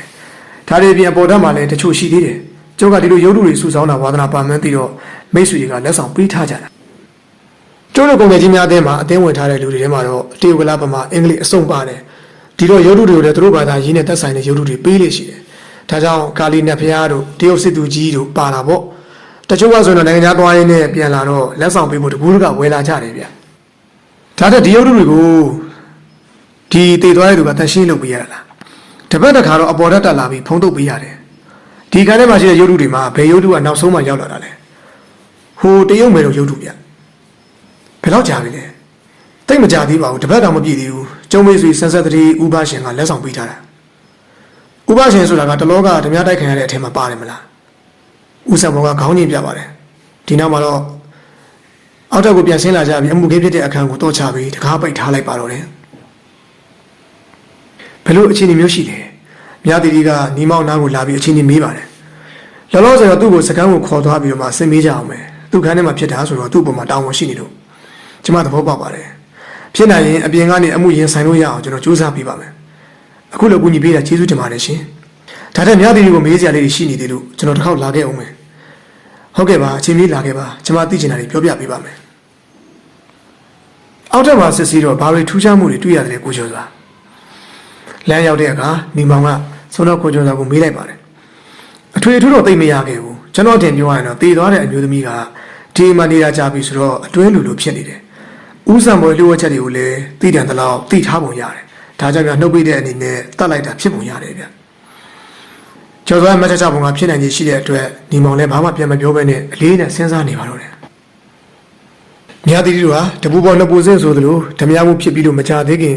အိမ်ပေါ်မှာလူသားမှုထပ်ဖြစ်တဲ့အတွက်ပွဲရုံလုပ်ငန်းတွေတော့ဆက်မလုပ်နိုင်တဲ့အတွက်ပိတ်ထားရပါတယ်။ဥဆောင်ပုံလည်းမင်းမြတ်ဆက်ဆံမှုတွေမပြီးသေးတဲ့အတွက်လမ်းတော်ကမှပဲထားရပါတယ်။နောက်တနေ့ညနေပိုင်းမှာတော့ညီမောင်တယောက်တည်းဥဆောင်ပုံတိုက်ကိုသွားပါတယ်။မြားတီတီစီကိုကြိုတင်ဖုန်းဆက်ထားတဲ့အတွက်သူမလည်းပဲအစဉ်အဆက်တွေ့ရပါတယ်။အခုလိုအားငယ်နေတဲ့အချိန်မျိုးမှာရောက်လာတဲ့အတွက်ကျမပြင်သိအားရှိတာပဲ။ဒီကနေ့တော့သတင်းစာနဲ့ဂျာနယ်တွေမှာသတင်းတွေပါလာတာတွေ့ပြီးပြီမလား။ညီမောင်ကခေါင်းကြီးပြလိုက်ပါတယ်အဖြေအောင်မထွက်သေးဘူးသူတို့ထင်တာတွေရေးကြတော့ကျမပြင်အပြင်အောင်မထွက်ရဲသူဖြစ်နေပြီသူတို့ရေးတဲ့ပုံစံကဖေဖေနဲ့အိမ်ပေါ်မျိုးသမီးကဘာလို့ဖြစ်နေကြတဲ့အတိုင်းပဲအပြင်မပေါ်မချင်းတော့အခိုက်အတန့်ကာလမှာဒီလိုပဲခံကြရတာပါပဲကိုမဟုတ်ဘူးပဲရေးကြည့်တာပါဒါထက်ကျွန်တော်လာတာတခြားကြောင့်မဟုတ်ဘူးမြားတီကိုမေးစရာလေးရှိလို့ပါတခြားမဟုတ်ပါဘူးဗျာအပေါ်ထဲမှာတင်ထားတဲ့ရုပ်တုတွေအကြောင်းသိတဲ့လောက်ပြောပြပေးဖေဖေကဒီလိုရုပ်တုမျိုးတွေစုဆောင်းတာဝါသနာပါတယ်ဂုံယူပုံလည်းရတယ်မဲဆွေအပေါင်းတွေရောက်လာရင်သူ့ရုပ်တုကိုဖော်ပြလေးရှိတယ်ထူးခြားမှုတွေပါမရှိဘူးလားတခါတော့မေဆန်းအိမ်မော်တက်ပြီးတော့မှတန်ရှင်းလှုပ်တော့ခြေတံကြားလို့လှည့်ကြည့်တာနဲ့သူနဲ့မနီးမွေးရောက်နေတဲ့ရုပ်တုတစ်ခုတွေ့လို့ပြန်ဆင်းပြေးလာတယ်ကျမောက်တက်ကြည့်တော့မတွေ့ရတော့ကျန်တဲ့လူသမားတွေကသူ့ကိုအယူလူတော်မှဝိုင်းပြောကြသေးတယ်ကျမတို့ဒီထားမိရတော့ဖေဖေအပြင်သွားတဲ့အချိန်မှာအပေါ်ထက်ကခြေတံတွေကြားရတယ်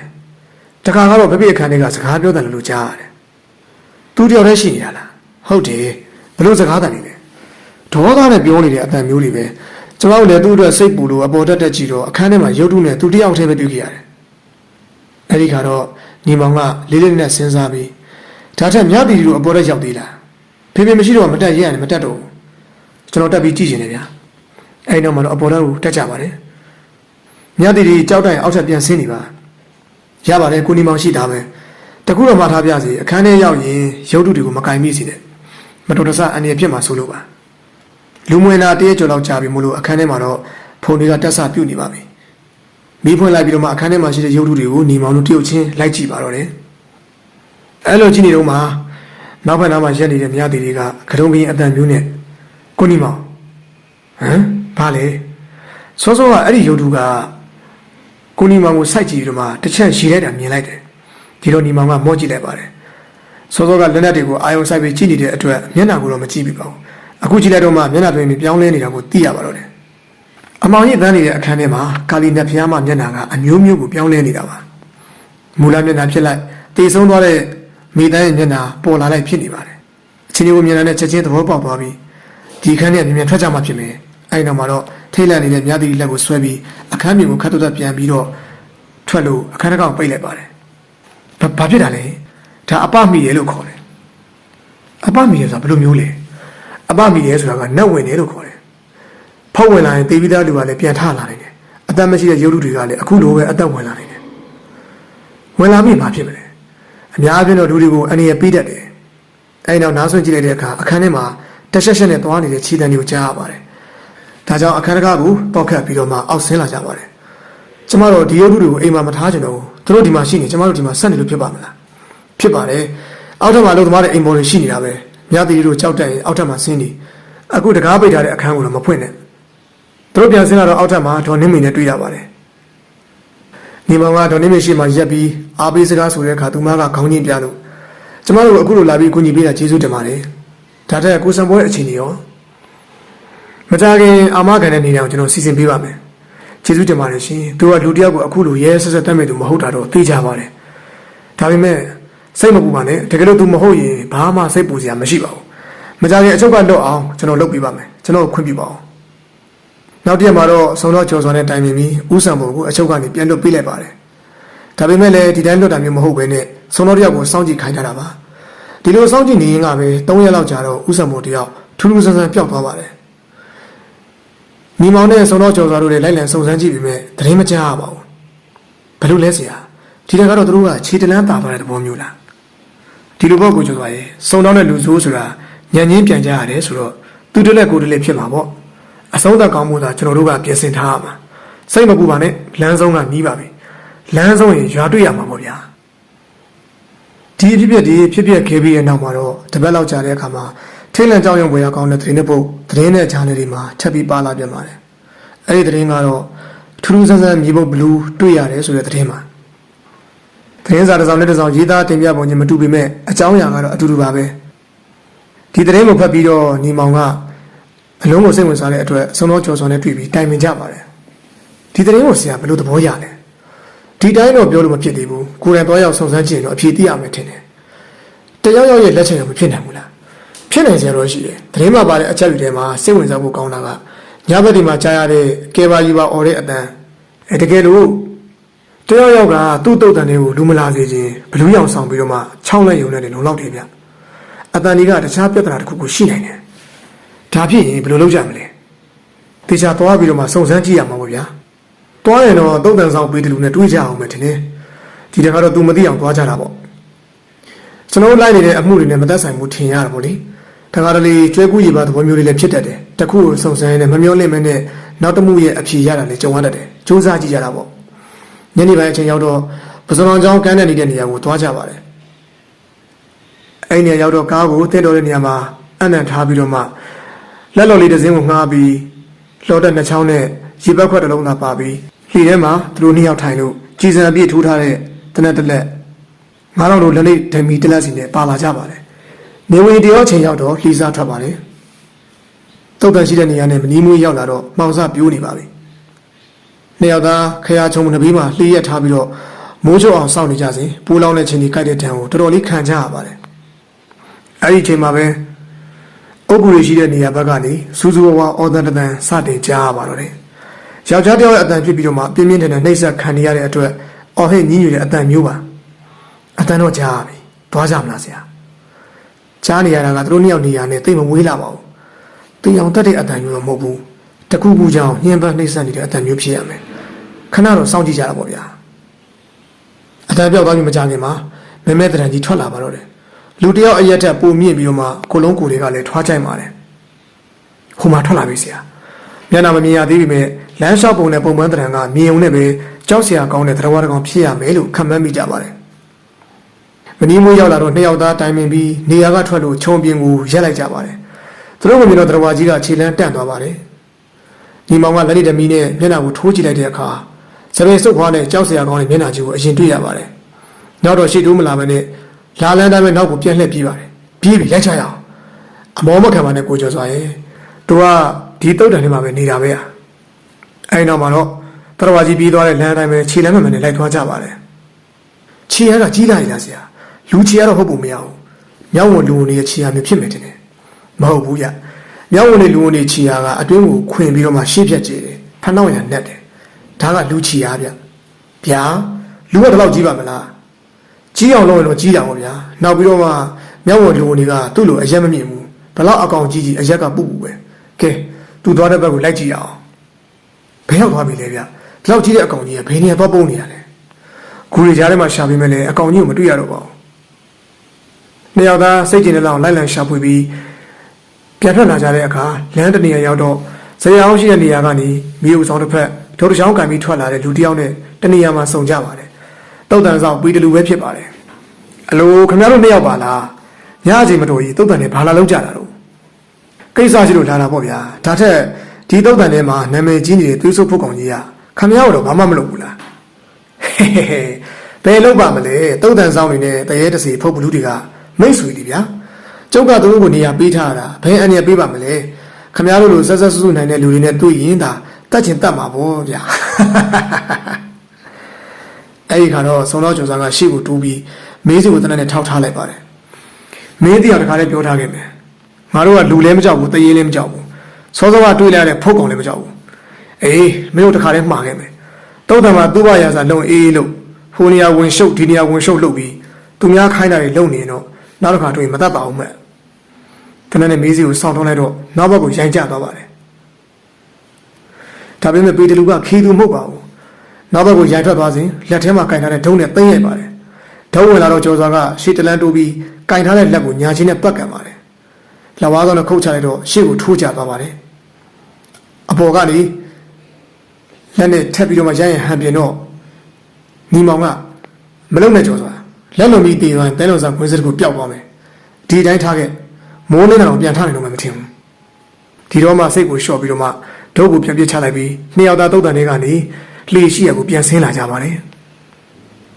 ်ညတညရဲ့ညဦးပိုင်းအချိန်ရောက်တဲ့အခါတစ်ပင်ရည်တွေကိုအကာအကွယ်ယူပြီးရှောက်လာတဲ့လူတစ်ယောက်ဟာဦးဆံပွဲနေမို့ကိုရောက်ရှိလာပါတယ်။ဘဝကြီးအချိန်တွေကိုကြည့်ပြီးတော့မှစိတ်ချရတော့မှတကားခောက်လိုက်ပါတယ်။ဘာလို့လဲစံပေါ်ပါအဲ့ဒီတန်ကြတော့တကားတစ်ချက်ပွင့်သွားပြီးဒေါ်နင်းမီမျက်နှာပေါ်လာပါတယ်။မနင်းမီငါစံပေါ်ပါဟင်ကိုစံပေါ်ရှင်ဘယ်ရောက်နေရလဲဘာတွေဖြစ်နေရလဲကျမကိုပြောပြပါဦးဒါတွေငါနောက်မှပြောပြမယ်လောလောဆယ်တော့ငါဒီကိုပြန်လာလို့မရသေးဘူးပလိတ်တွေကငွေသုံးလေးအနုချမ်းစီးခံရတာငါကြံတာလို့ထင်နေကြတယ်မိသားတွေကလည်းငါလက်ချက်ပဲလို့ထင်နေကြတယ်အဲ့တော့ငါတနေရာမှာသွားရှောင်နေရမယ်ရှင့်အသားတွေကလည်းအတော်ညိုးလာတယ်အတန်တွေလည်းပြတ်နေတယ်အနေစင်းအစားစင်းရဲ့ပုံနဲ့တူတယ်ဒါတော့ကံတရားပေါ့ကွာဒါတဲ့သမီးရောအိတ်နေမလားအိတ်နေပြီဒါရှင်ခုဘာလုပ်မှလဲငါအပေါ်တော့မှလှုပ်ရှားရရှိသေးတယ်မင်းကတော့အောက်ထပ်မှာပဲနေ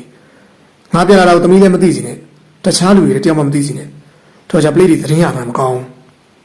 အေးမနဲ့မလေးငါပြန်မဖြစ်မယ်အိမ်မှာငွေဘယ်လောက်ရှိသေးလဲရှိတဲ့ငွေငါ့ကိုပေးလိုက်ဒီနောက်တော့ဦးစံပေါ်အပေါ်ဓာတ်ကိုတက်သွားပါတယ်ဦးစံပေါ်တက်သွားတော့ကြည့်ရင်လည်းဒေါ်နင်းမေကသူ့ကြည်ရတာရင်နဲ့မတူဘူးပဲတမျိုးဖြစ်နေတယ်လို့အင်းလေဒုက္ခဆင်းရဲတွေနဲ့တွေ့ရတော့လေဒီလိုပြောင်းသွားတာဖြစ်ပါလိမ့်မယ်အညာကဒေါ်နင်းမေတယောက်ဦးစံပေါ်အကြောင်းကိုတွေးနေတဲ့အတွက်အိမ်မပြောနိုင်ပဲဖြစ်နေပါတယ်ဒီချိန်မှာအနားမှာရှိတဲ့မြတ်သူကြီးကနိုးလာပြီးတူတူလေးနဲ့မေးပါတယ်ဘာလို့လဲမမီပြန်လာတာလားဟုတ်တယ်နေမအိတ်သေးဘူးလားမအိတ်သေးပါဘူးစကားပြောနေကြလို့ထကြည့်လိုက်သေးတယ်ပလိတ်တွေကစောင့်ကြည့်နေကြတယ်မတော်လို့ဒုက္ခတွေတိုင်းအခက်ပဲသူလည်းကိစ္စရှိလို့အရေးဆုံးပြီးပြန်လာတာဖြစ်မှာပေါ့ဒီအကြောင်းတွေဘယ်သူမှမသိစေနဲ့သမီးရဲ့ဦးစံပေါ်တညလုံးတိုက်အပေါ်ထဲမှာနေပြီးတော့အာယုံတက်ချိန်ရောက်တော့မှဒေါ်နင်းမီစူဆောင်းပေးထားတဲ့ငွေတွေကိုယူလို့ပြန်သွားပါတယ်နောက်3 ရက်ခက်ကြာတော့လဲနောက်တစ်ခေါက်ရောက်လာပြန်ပါတယ်သူလာတဲ့ချိန်ကတော့လူကြီးတိတ်ချိန်မှရောက်လာတာဖြစ်တဲ့အတွက်တခြားသူတွေကမရေးမိပါဘူးအာယုံတက်ခါနီးမှာပြန်လေးရှိပါတယ်ပြန်ခါနီးမှာလည်းပဲဒေါ်နင်းမီစီကရှိတဲ့ငွေတွေကိုယူသွားလေးရှိပါတယ်တပြေးပြေးနဲ့ငွေတွေကကျက်လာပါတယ်ပွဲရုံလုပ်ငန်းကလည်းကုန်ကျွေးတွေကများလာတဲ့အတွက်တပြေးပြေးနဲ့ငွေကမလဲပတ်နိုင်တော့ပါဘူး မြားတီကတရက်မှာတော့မိမိဟိုတနေ့ကခြံထားတဲ့ကုံကိုရှင်းပေးရမယ့်ငွေကြီးဘယ်ရောက်သွားပြီလဲအတန်တန်ပြီးတော့အဖြစ်မှန်ကိုဖွင့်ပြောလိုက်ရပါတယ်ပေးရတယ်ပေးပါမည်ဒါပေမဲ့ဒီမှာလုပ်ငန်းတွေထိခိုက်လာနိုင်တယ်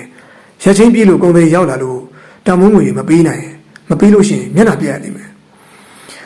သူလည်းရာဇိုးဘေးတင်ပြီးတော့မှရှောင်တိန်နေရတော့စင်းရဲတို့ကရောက်နေရှာတယ်ထင်ပါရဲ့ဒါကြောင့်ပေးနေရတာဒါပေမဲ့သူယူတဲ့ငွေကစားဖို့တောက်ဖို့ယူတာမျိုးမဟုတ်ပဲနဲ့ရှိသမျှအောင်လို့ယူနေလို့ပြောတာကျမကမပေးချင်လို့ပြောတာမဟုတ်ဘူးတကယ်ဆိုငွေမရှိတော့မိမိဘယ်လိုလုပ်မလဲရှိတဲ့လက်ဝက်လက်စားတွေလုပ်ရမှာပေါ့ဟိဒီပွဲရုံကကျမအဖေရှိအောင်ကသူထောင်ထားတဲ့ပွဲရုံမိကောင်းဆွေကောင်းတွေလည်းအများကြီးပဲဒီလိုကလုပ်နေပွဲရုံလုပ်ငန်းတွေထိခိုက်နိုင်တယ်အမေသေးချာလေးစဉ်းစားကျမတော့ဖေဖေထူထောင်ထားခဲ့တဲ့ဒီပွဲရုံလုပ်ငန်းကိုဘယ်တော့မှအထိခိုက်မခံနိုင်ဘူးဒီတော့ဒေါ်နေမေလည်းစိတ်ထဲမှာစိုးရိမ်စိတ်ဝင်လာပြီးတော့မှနောက်တစ်ချိန်ဦးစံပေါ်ရောက်လာတဲ့အခါအကျိုးချောင်းပြောပြလိုက်ပါတယ်ကိုစံပေါ်ရှင်ယူတဲ့ငွေတွေကအတော့ကိုများနေပြီဘာတွေလုပ်နေတာလဲဟာငါမှဝရမ်းပြေးဘွားရောက်နေတော့တခြားဘာမှလုပ်လို့မရဘူးလေဒါကြောင့်ရှိတာပဲထိုင်စားနေရတာဘယ်လောက်ပါမလဲဘာလဲမင်းကငါဒုက္ခရောက်နေတော့ငါ့ကိုတော့မတရာတော့ဘူးလားဒီလိုသဘောမျိုးမဟုတ်ပါဘူ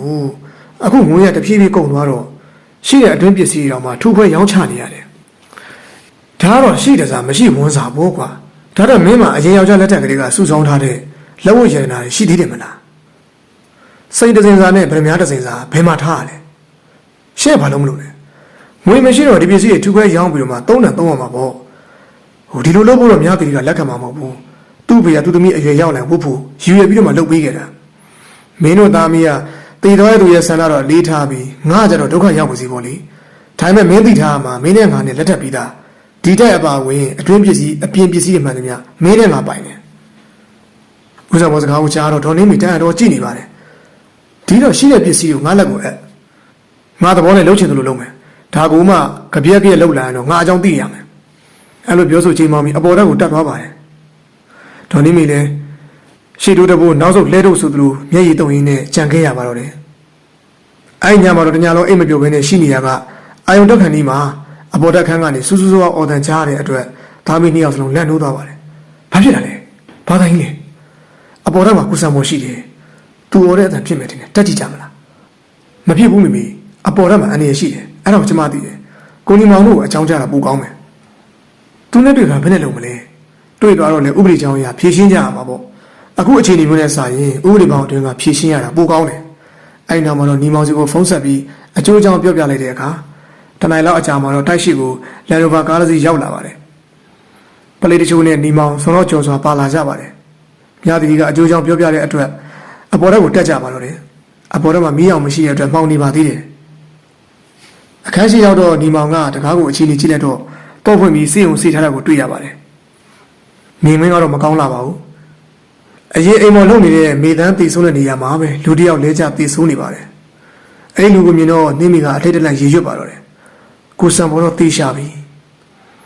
ညီမောင်ကအတင်းကိုဝင်သွားပြီးအလောင်းကိုကြည့်လိုက်ပါတယ်အရင်လိုပဲနှလုံးမှာရှိတဲ့နေရာမှာဟောင်းလောက်ပေါက်ဒဏ်ရာတစ်ချက်တွေ့ရပြီးအဲ့ဒီဒဏ်ရာနဲ့ပဲအသက်ထွက်သွားရပါတယ်ဒုစရိုက်ဓမ္မတယောက်အတွက်နောက်ဆုံးဒီလမ်းမျိုးပဲရောက်ကြရတာပါပဲဟင်ကိုစံဘောကဘယ်လိုဖြစ်နေလို့လဲဒေါ်နေမိကဝင်ပြီးတော့ तू ကအမယောက်ျားဦးစံဘောမဟုတ်ဘူး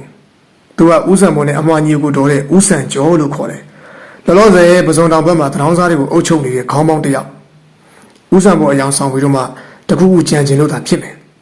အမှန်ပဲ तू မမေ့စီကနေရွှေတွေငွေယူသွားတာမနေတော့ဘူးသူ့ကိုဘယ်သူတက်လိုက်တာလဲ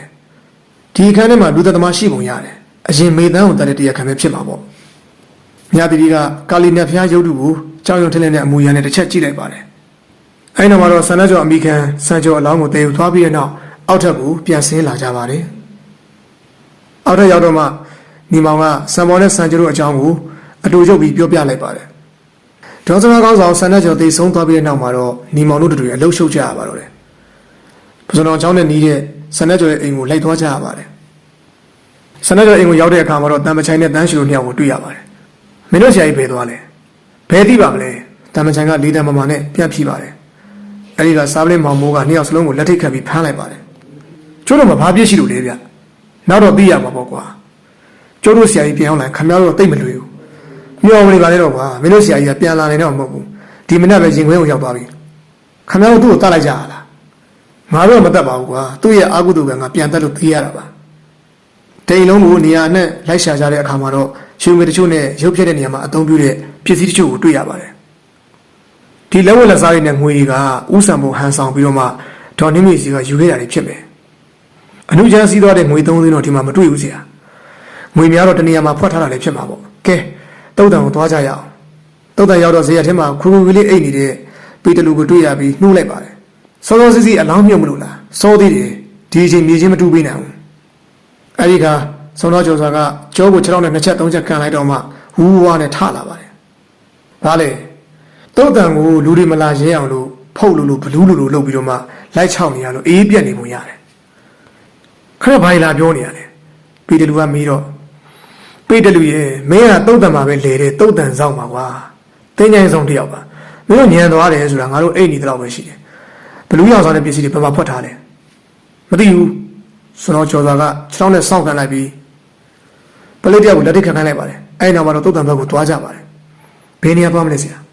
ဟိုညကသူဝင်ပြေးသွားတဲ့နေရာတစ်ဘက်ကိုအရင်ရှာကြတာပေါ့အဲ့နောက်မှာတော့မြေပေါ်မှာထင်နေတဲ့ခြေရာကြီးကိုတွေ့ကြရပါတယ်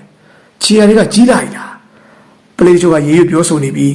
းတနေရာရောက်တော့ခြုံနေပိတ်နေတဲ့နေရာကိုဖိလိုက်တဲ့အခါအုတ်ကောင်တစ်လုံးကိုတွေ့ရပါတယ်စပယ်ဆုပ်ပွားတဲ့ကြောက်စရာကောင်းတဲ့မျက်နှာမျိုးဖြစ်အောင်စီမံထားတဲ့မျက်နှာဖုံးတစ်ခုချင်းကြားတစ်လုံးခံပြီးတော့မှအမေရောက်အဝတ်နဲ့ဖုံးထားတဲ့ကိုလုံးတစ်ခု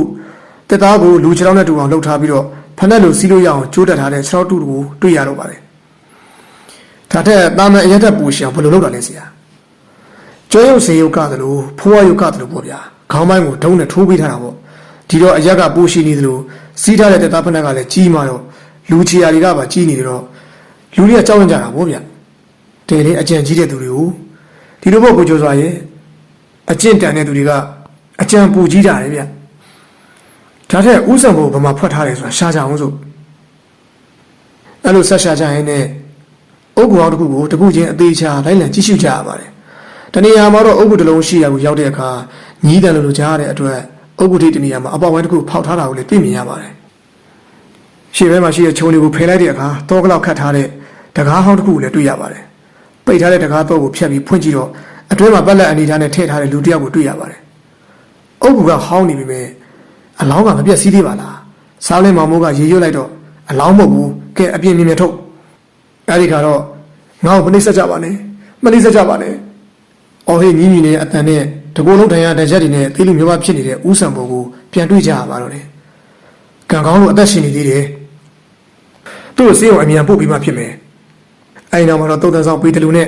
စံတဲ့ကျော်ရဲ့တပည့်နှစ်ဦးဖြစ်တဲ့တန်မချိုင်နဲ့တန်းရှူတို့2ယောက်ကိုပါတခါတည်းဖမ်းဆီးခေါ်ဆောင်သွားကြပါတယ်တောင်ရဲစားတော့သူတွေကတော့သူတို့စီကနေငွေယူနေတဲ့ခေါင်းပေါင်းမရှိတော့တာကြောင့်သဘောကျနေတော့တာပေါ့စံကျော်နဲ့စံပေါ်ကအမွှာညီကိုဆိုတော့ရုပ်ချင်းတူတယ်နောက်တော့စံကျော်ကစံပေါ်ကိုဖမ်းပြီးတုတ်တန်မှာထားတယ်ညဘက်ရောက်ရင်အပြင်ထုတ်ပြီးတော့မှနှိပ်စက်တယ်ဒါကြောင့်ညရောက်ရင်တုတ်တန်တွေကအော်တန်တွေကြားရတာသူတို့နှစ်ယောက်ကငကနဲ့ဓမြပိုင်းခေါင်းဆောင်လေးဆိုတော့သူတို့စုထားတဲ့ရွှေငွေရတနာတွေရှိတယ်အဲ့ဒါတွေကဦးစံပေါ်စီမှာဒါတွေကိုလိုချင်လို့နှိပ်စက်ပြီးမေးတာဖြစ်မှာပေါ့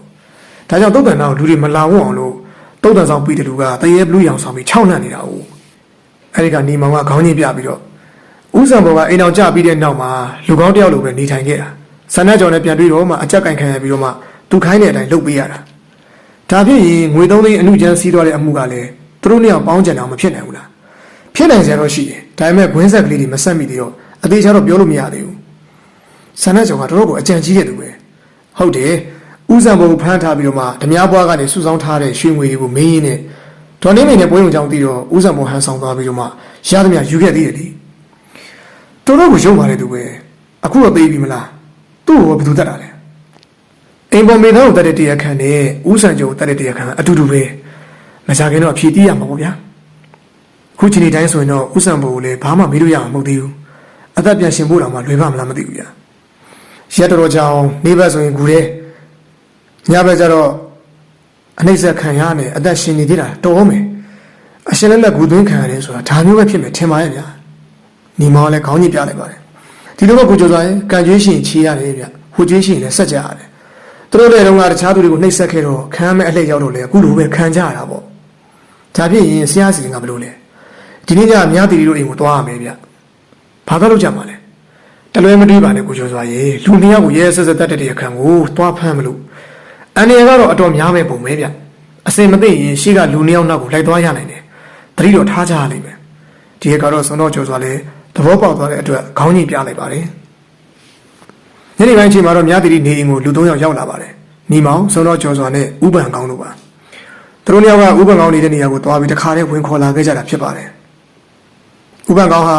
စေဝါအစီအစဉ်နဲ့ဝိညာဉ်လောကနဲ့ပတ်သက်တဲ့ကိစ္စတွေမှာကျွမ်းကျင်နှက်ဆက်သူတူလည်းဖြစ်ပါတယ်တကားခေါက်လိုက်တော့အစီကံတူထွက်လာပြီး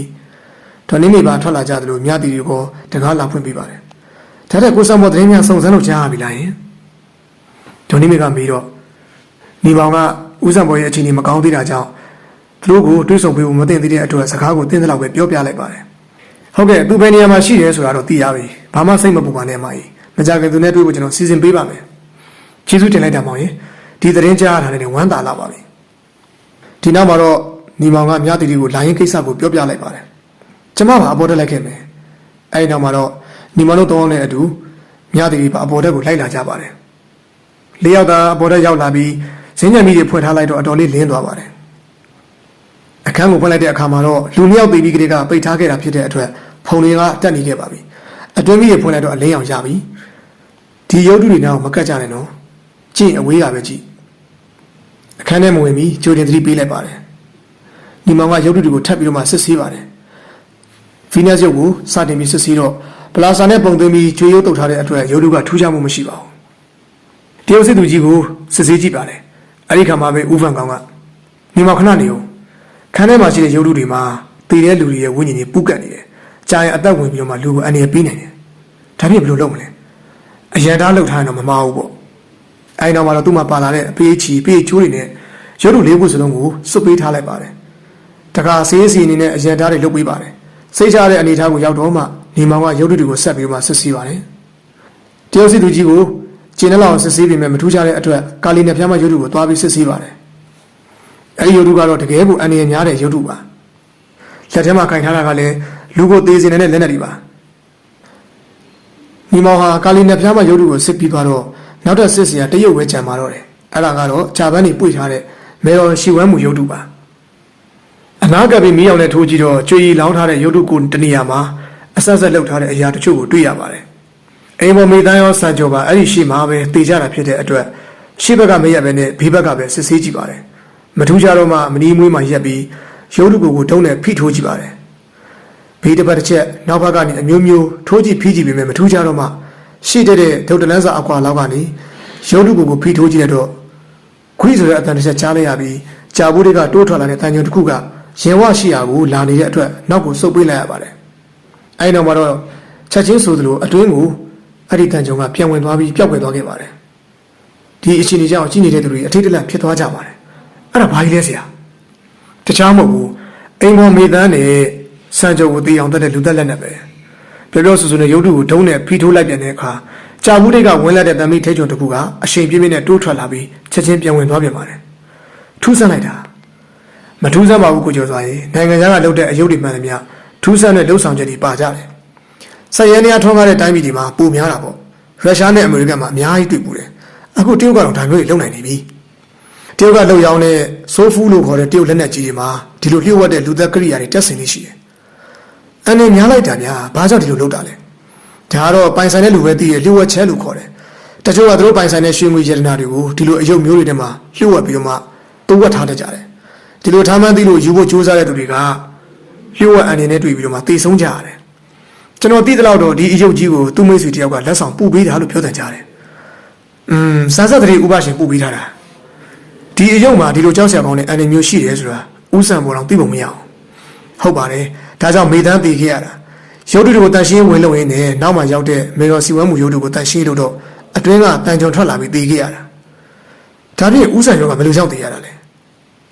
ဲသူကတော့ဒီရုပ်တုထဲမှာတခုခုရှိမှထင်လို့လိုက်ဆိုင်နေတည်ရတာဖြစ်မယ်အဲဒီနောက်မှာတော့ညီမောင်ကမေတော်စီဝမ်းမှုရုပ်တုနဘေးကိုကတ်သွားပြီးရှေ့ဘက်မှာရှိတဲ့အရာဝတ္ထုတစ်ခုကိုဒုံးနဲ့ထိကြည့်ပါတယ်အဲ့ဒါကတော့အံဝန်းနဲ့တူတဲ့အရာပါ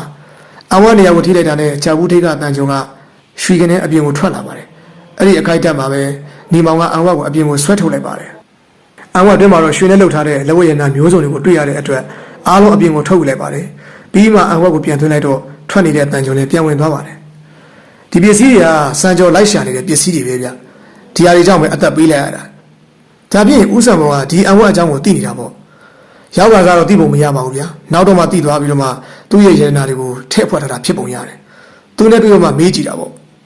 ဒီရတနာတွေကဘယ်လိုလုပ်မလဲဆရာဒီပစ္စည်းတွေကိုပိုင်တာကတော့စံပေါ်နဲ့စံကြော်ပဲအခုစံကြော်မရှိတော့စံပေါ်ပဲပိုင်တာပေါ့ဒါကြောင့်သူ့ဇနီးဖြစ်တဲ့ဒေါ်နမီလက်ကိုပဲအပ်ထားခဲ့ကြတာပေါ့ဗျာအဲ့ဒါမှပစ္စည်းတွေကိုဒေါ်နမီလက်ကိုအပ်လိုက်ကြပါတယ်အမှုကတော့ပြီးလောက်ပြီတင်တယ်နော်မပြီးသေးဘူးကိုကျော်သွားရဲ့အတရားခံတယောက်ဖမ်းဖို့ကြံနေတယ်ဘယ်သူလဲဆရာငွေ3သိန်းကိုဥပဒေမြင်နဲ့အမှုချမ်းစီးသွားတဲ့တရားခံဒီတော့မှဆုံတော့ကျော်စွာသဘောပေါက်သွားပါတယ်သူတို့ပြန်ကနီးတော့မြားတီတီထွက်လာပြီးကျေးဇူးတင်စကားပြောပါတော့တယ်ကျမတို့မိသားစုဒုက္ခပင်လယ်ဝင်နေတဲ့အချိန်မှာအခုလိုလာပြီးအကူအညီပေးတာရောအန်ဒီတွေကိုရှင်းပေးတာကိုကျေးဇူးအများကြီးတင်ပါတယ်ညီမောင်ကအတိမပြည့်တဲ့အနေနဲ့ခေါင်းညင်ပြလိုက်ပါတယ်ဆရာကအမှုလိုက်တဲ့နေရာမှာတော့စုံတော့တွေလည်းပို့ပြီးတော်တယ်နော်အတွေးခေါ်လည်းအတော်ကောင်းတယ်ဒီအမှုလည်းအတော်ရှုပ်ထွေးတယ်ဆရာဝင်ရှင်းပေးလို့တော့ဗျာမဟုတ်ရင်တော့ကျော်စော်ကညီမောင်ကိုပြောနေပါတယ်ပြဿနာဆိုတာအစားတစ်ခုရှိရင်ဘယ်လောက်ရှုပ်ရှုပ်နောက်ဆုံးမှာတော့အဆုံးတစ်ခုတော့ရှိပါတယ်ဒီအမှုကစံကြော်တဲ့စံပေါ်အမွှာညီကို2ယောက်ရှုပ်ကြတဲ့အမှုနောက်တော့လောဘစိတ်ကြောင့်မလို့တယောက်နဲ့တယောက်တတ်ဖို့ကြိုးစားကြတာဥပမာပြောရရင်တော့တယောက်နဲ့တယောက်ညင်ရီပြန်ပြီးတော့မှတတ်ကြတဲ့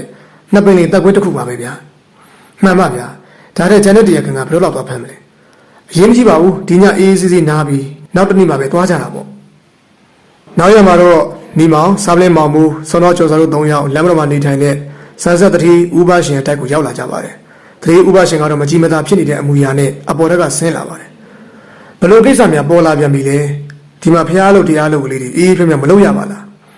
နောက်တော့လုပ်ရပါလိမ့်မယ်ဗျာအခုတော့တတိတကူပြောစရာရှိလို့ပါတတိများလေကွဥပေးလိုက်တဲ့ရုပ်လူကြောင့်မလို့လူ2ယောက်တော့သေချာရှာပြီဗျဘေးရုပ်တုကိုပြောတာလေကွဥစံပုံလက်ဆောင်ပေးလိုက်တဲ့တေးုံမေတော်ရုပ်တုဘယ်လိုကြောင့်သေချာတာလဲညီမောင်အကြောင်းဆုံးပြောပြလိုက်ပါတယ်ဒါကတော့သူ့အကြောင်းနဲ့သူသေချာတာဖြစ်မှာပေါ့ကျုပ်လည်းဒီအကြောင်းတွေဘာမှမသိရပါဘူးဒါဖြစ်ရင်ရုပ်တုထဲမှာလျှို့ဝှက်လက်နဲ့ပါတယ်ဆိုတာကိုတော့ဥပရှင်သိသလားမသိရပါလားကွသိရင်ပေးကြတာသူ့ကိုပြောပြလိုက်မှာပေါ့အခုတော့စေနာကဝေဒနာဖြစ်ရပြီထားပါတော့လေကျွန်တော်အခုလာတာကငွေ3သိန်းအမှုပါဟောလာပြန်ပြီလားနောက်တော့မင်းတို့ကပြီးပဲမပြီးနိုင်ကြဘူးအေးအေးဆေးဆေးမနေရဘူးကွာအချုပ်ထဲရောက်တော့အေးဆေးနေရတော့မှာပါဒီစကားကြောင့်ဥပရှင်မျက်လုံးပြူသွားပါတယ်ကျွန်တော်တို့ driver မောင်ရှိကိုစစ်ဆေးပြီးပါပြီကားပြက်အောင်စီတိုင်ကြီးရဲ့ကိုရီထည့်အောင်ဆန်းဆက်ကလို့သမားတွေနဲ့အနုချမ်းစီးဖို့ဥပရှင်အကြံစည်းဆိုတာသိပြီးပြီဒါကြောင့်ပါတဲ့သူတွေစင်းရင်သာပေးပါတော့မင်းတို့ကဘာတွေလာပြောနေတာလဲကွာငါတို့လူကဒါမျိုးတွေလုပ်ဖို့စိတ်ကူးပါမလားထင်ရမြင်ရပြောပြီးဆွဆွဲနေရင်တော့အသေးဖြတ်မှုနဲ့တရားဆွဲလို့ရတယ်နော်ဒါကတော့သဘောပါပဲနောက်တစ်ခုကဥစ္စာဘုံသေးသေးလိုတဲ့ဆန္ဒနဲ့လျှို့ဝှက်လက်နဲ့ပါတဲ့ရုပ်တုပေးတာကိုရုံးကြရင်ရှင်းရအောင်ပဲဥစ္စာဘုံတစ်ခုခုဖြစ်သွားရင်ငွေ3သိန်းအမှုကိုတရားခံလွှဲချလို့ရအောင်လို့အကြံကြီးကြံစီခဲ့တာလည်းသိပြီးသားပြောကြရှင်းကြရရှိတာတော့တရားဥပဒေရှိတဲ့အတိုင်းတရားရုံးရောက်တော့မှသာရှင်းပါတော့ဗျာဒီနောက်မှာတော့ဥပရှင်ကိုတပါးတည်းခေါ်ဆောင်လာကြပါတယ်နောက်ပိုင်းမှာတော့ဥပရှင်ကညှင်းဆန်လို့မရတော့တဲ့သိတဲ့အတွက်အဖြစ်မှန်ကိုဝန်ခံပြီးသူကြံစီထားတဲ့ငွေတွေကိုပြန်ပေးအပ်ခဲ့တာကြောင့်အပြစ်ဒဏ်ကကျော်သွားခဲ့ပါတယ်အခြေအနေတွေအားလုံးညီသွားတဲ့အခါမှာအားလုံးကလည်းဒုက္ခတွေကနေလွတ်ကင်းခဲ့ကြပြီဖြစ်တဲ့အတွက်ဝမ်းသာနေကြရပါပြီဆေးရုံမှာဆေးကုသနေတဲ့ဦးစံဘောကလည်းပြန်ပြီးတက်တာလာတဲ့အတွက်ဒေါ်နေမျိုးသားအမိနဲ့တရုတ်ခွင့်ပေးရပါတော့တယ်သူ့ရဲ့အိမ်ကိုလည်းပြန်ပြီးခေါ်ဖို့ပြင်ကြရပါတော့တယ်ငါ့ကိုခွင့်လို့ပါကွာငါမိုက်မဲတဲ့အမားတွေကြောင့်မင်းတို့လည်းအခုလိုအတိဒုက္ခရောက်ကြရတာငါ့ကိုအရင်လိုလက်ခံပေးနိုင်သေးရဲ့လားဟိုးဘာကြောင့်လက်မခံရမှာလဲဦးစံဘောရေလူဆိုတာမမားဘူးတဲ့လူဆိုတာရှိမှမရှိတာမှားတော့မှားပြီးတော့မှားမသိလို့ပြင်တယ်လူကောင်းပေါ့ကျမတို့အရင်လိုပဲပျော်ပျော်ရွှင်ရွှင်နေကြရအောင်ပါဒေါ်နေမေကပြောတော့အတွက်ဦးစံဘောလည်းစိတ်ချမ်းသာသွားပါတယ်ဦးစံဘောကိုနီမောင်ကရုပ်တုအကြောင်းကိုမေးမြန်းကြည့်တဲ့အခါကျုပ်ကရုပ်တုတွေစုတာဝါသနာပါတယ်သူပေးကစားကတော့ဝမ်းသာတာပေါ့ဗျာဒီလိုလက်နဲ့ပါမှန်းလည်းမသိပါဘူးကံကောင်းတာကအရင်တုန်းကဆိုရင်ရုပ်တုတစ်ခုရလာရင်အသေးချာကင်တွယ်ကြည့်တာတကယ်လို့ဒါကြည့်မိခင်သိတာကြာပြီပေါ့ဗျကံကောင်းတယ်လို့ပြောရမှာပဲသူရုပ်တုမပေးခင်ရက်ကမှငွေ3သိန်းကအနုချမ်းစီးရတဲ့အမှုပေါ်နေလို့စိတ်ရှုပ်နေတာနဲ့လှည့်မကြည့်ပြခဲ့ဘူးဒါကြောင့်ကံကောင်းသွားတာကျုပ်စားတော့အိမ်မမလေးကဂျားတွေကခံသွားတာပေါ့ဗျာသူကတော့ဘယ်သိပါမလဲခါတိုင်းလိုပဲတန်ရှင်းဝင်လို့တော့တရားရှာတယ်အေးအေးဖြစ်သွားရင်တော့ကြံခဲ့တဲ့သူ့မိဘဆွေမျိုးတွေကိုရင်းနှီးစားတော့လို့ရအောင်ထောက်ပံ့ပေးဖို့စိတ်ကူးရှိပါတယ်ဒါထက်အခုလိုဖြစ်ပြီးတဲ့အန္တရာယ်ရှိတဲ့ရုပ်တုကိုအိမ်မှာဆက်ထားအောင်ပါလားမထားတော့ပါဘူးဗျာတက်ဆိုင်ရကိုအချင်းအပ်မအဲ့ရင်လည်းဖြက်စီးပြဖို့စိတ်ကူးထားပါတယ်ကျုပ်ကိုတေရင်းကနေဆွဲထုတ်ပေးတဲ့မောင်ရင်ကိုလည်းကျေးဇူးတက်မမေ့တော့ပါဘူးဗျာတက်နေတော့ကျေးဇူးပြန်ဆက်ချင်တဲ့ဆန္ဒလည်းစိတ်ထဲမှာရှိနေပါတယ်ရပါတယ်ဗျာနေကောင်းစိတ်ချမ်းသာအောင်နေပါ နေ့အချိန်ရောက်တဲ့အခါမှာတော့နေပေါင်းဟာမြားတီကိုခေါ်သွားပြီးတော့အေးအေးဆေးဆေးစကားပြောနိုင်တဲ့ဆိုင်ကိုရောက်ပြီးအစားတော်တွေမှကြားလို့စကားပြောကြပါတော့တယ်ကျွန်တော်လည်းကိစ္စပြီးကြတဲ့ကစိတ်ကတော့ရောက်ပါရဲ့လူကမအားတာနဲ့မရောက်ဖြစ်ဘူးဗျမသိပါဘူးကျမကတော့တွေ့တော့ကပြောထားခဲ့တဲ့စကားတွေနောက်တော့မေ့သွားပြီထင်တာနဲ့ဖုန်းတော့မဆက်ရဲပါဘူးဒီလိုတော့မဟုတ်ပါဘူးပြောထားပြီးရင်မမေ့တတ်ပါဘူးဗျ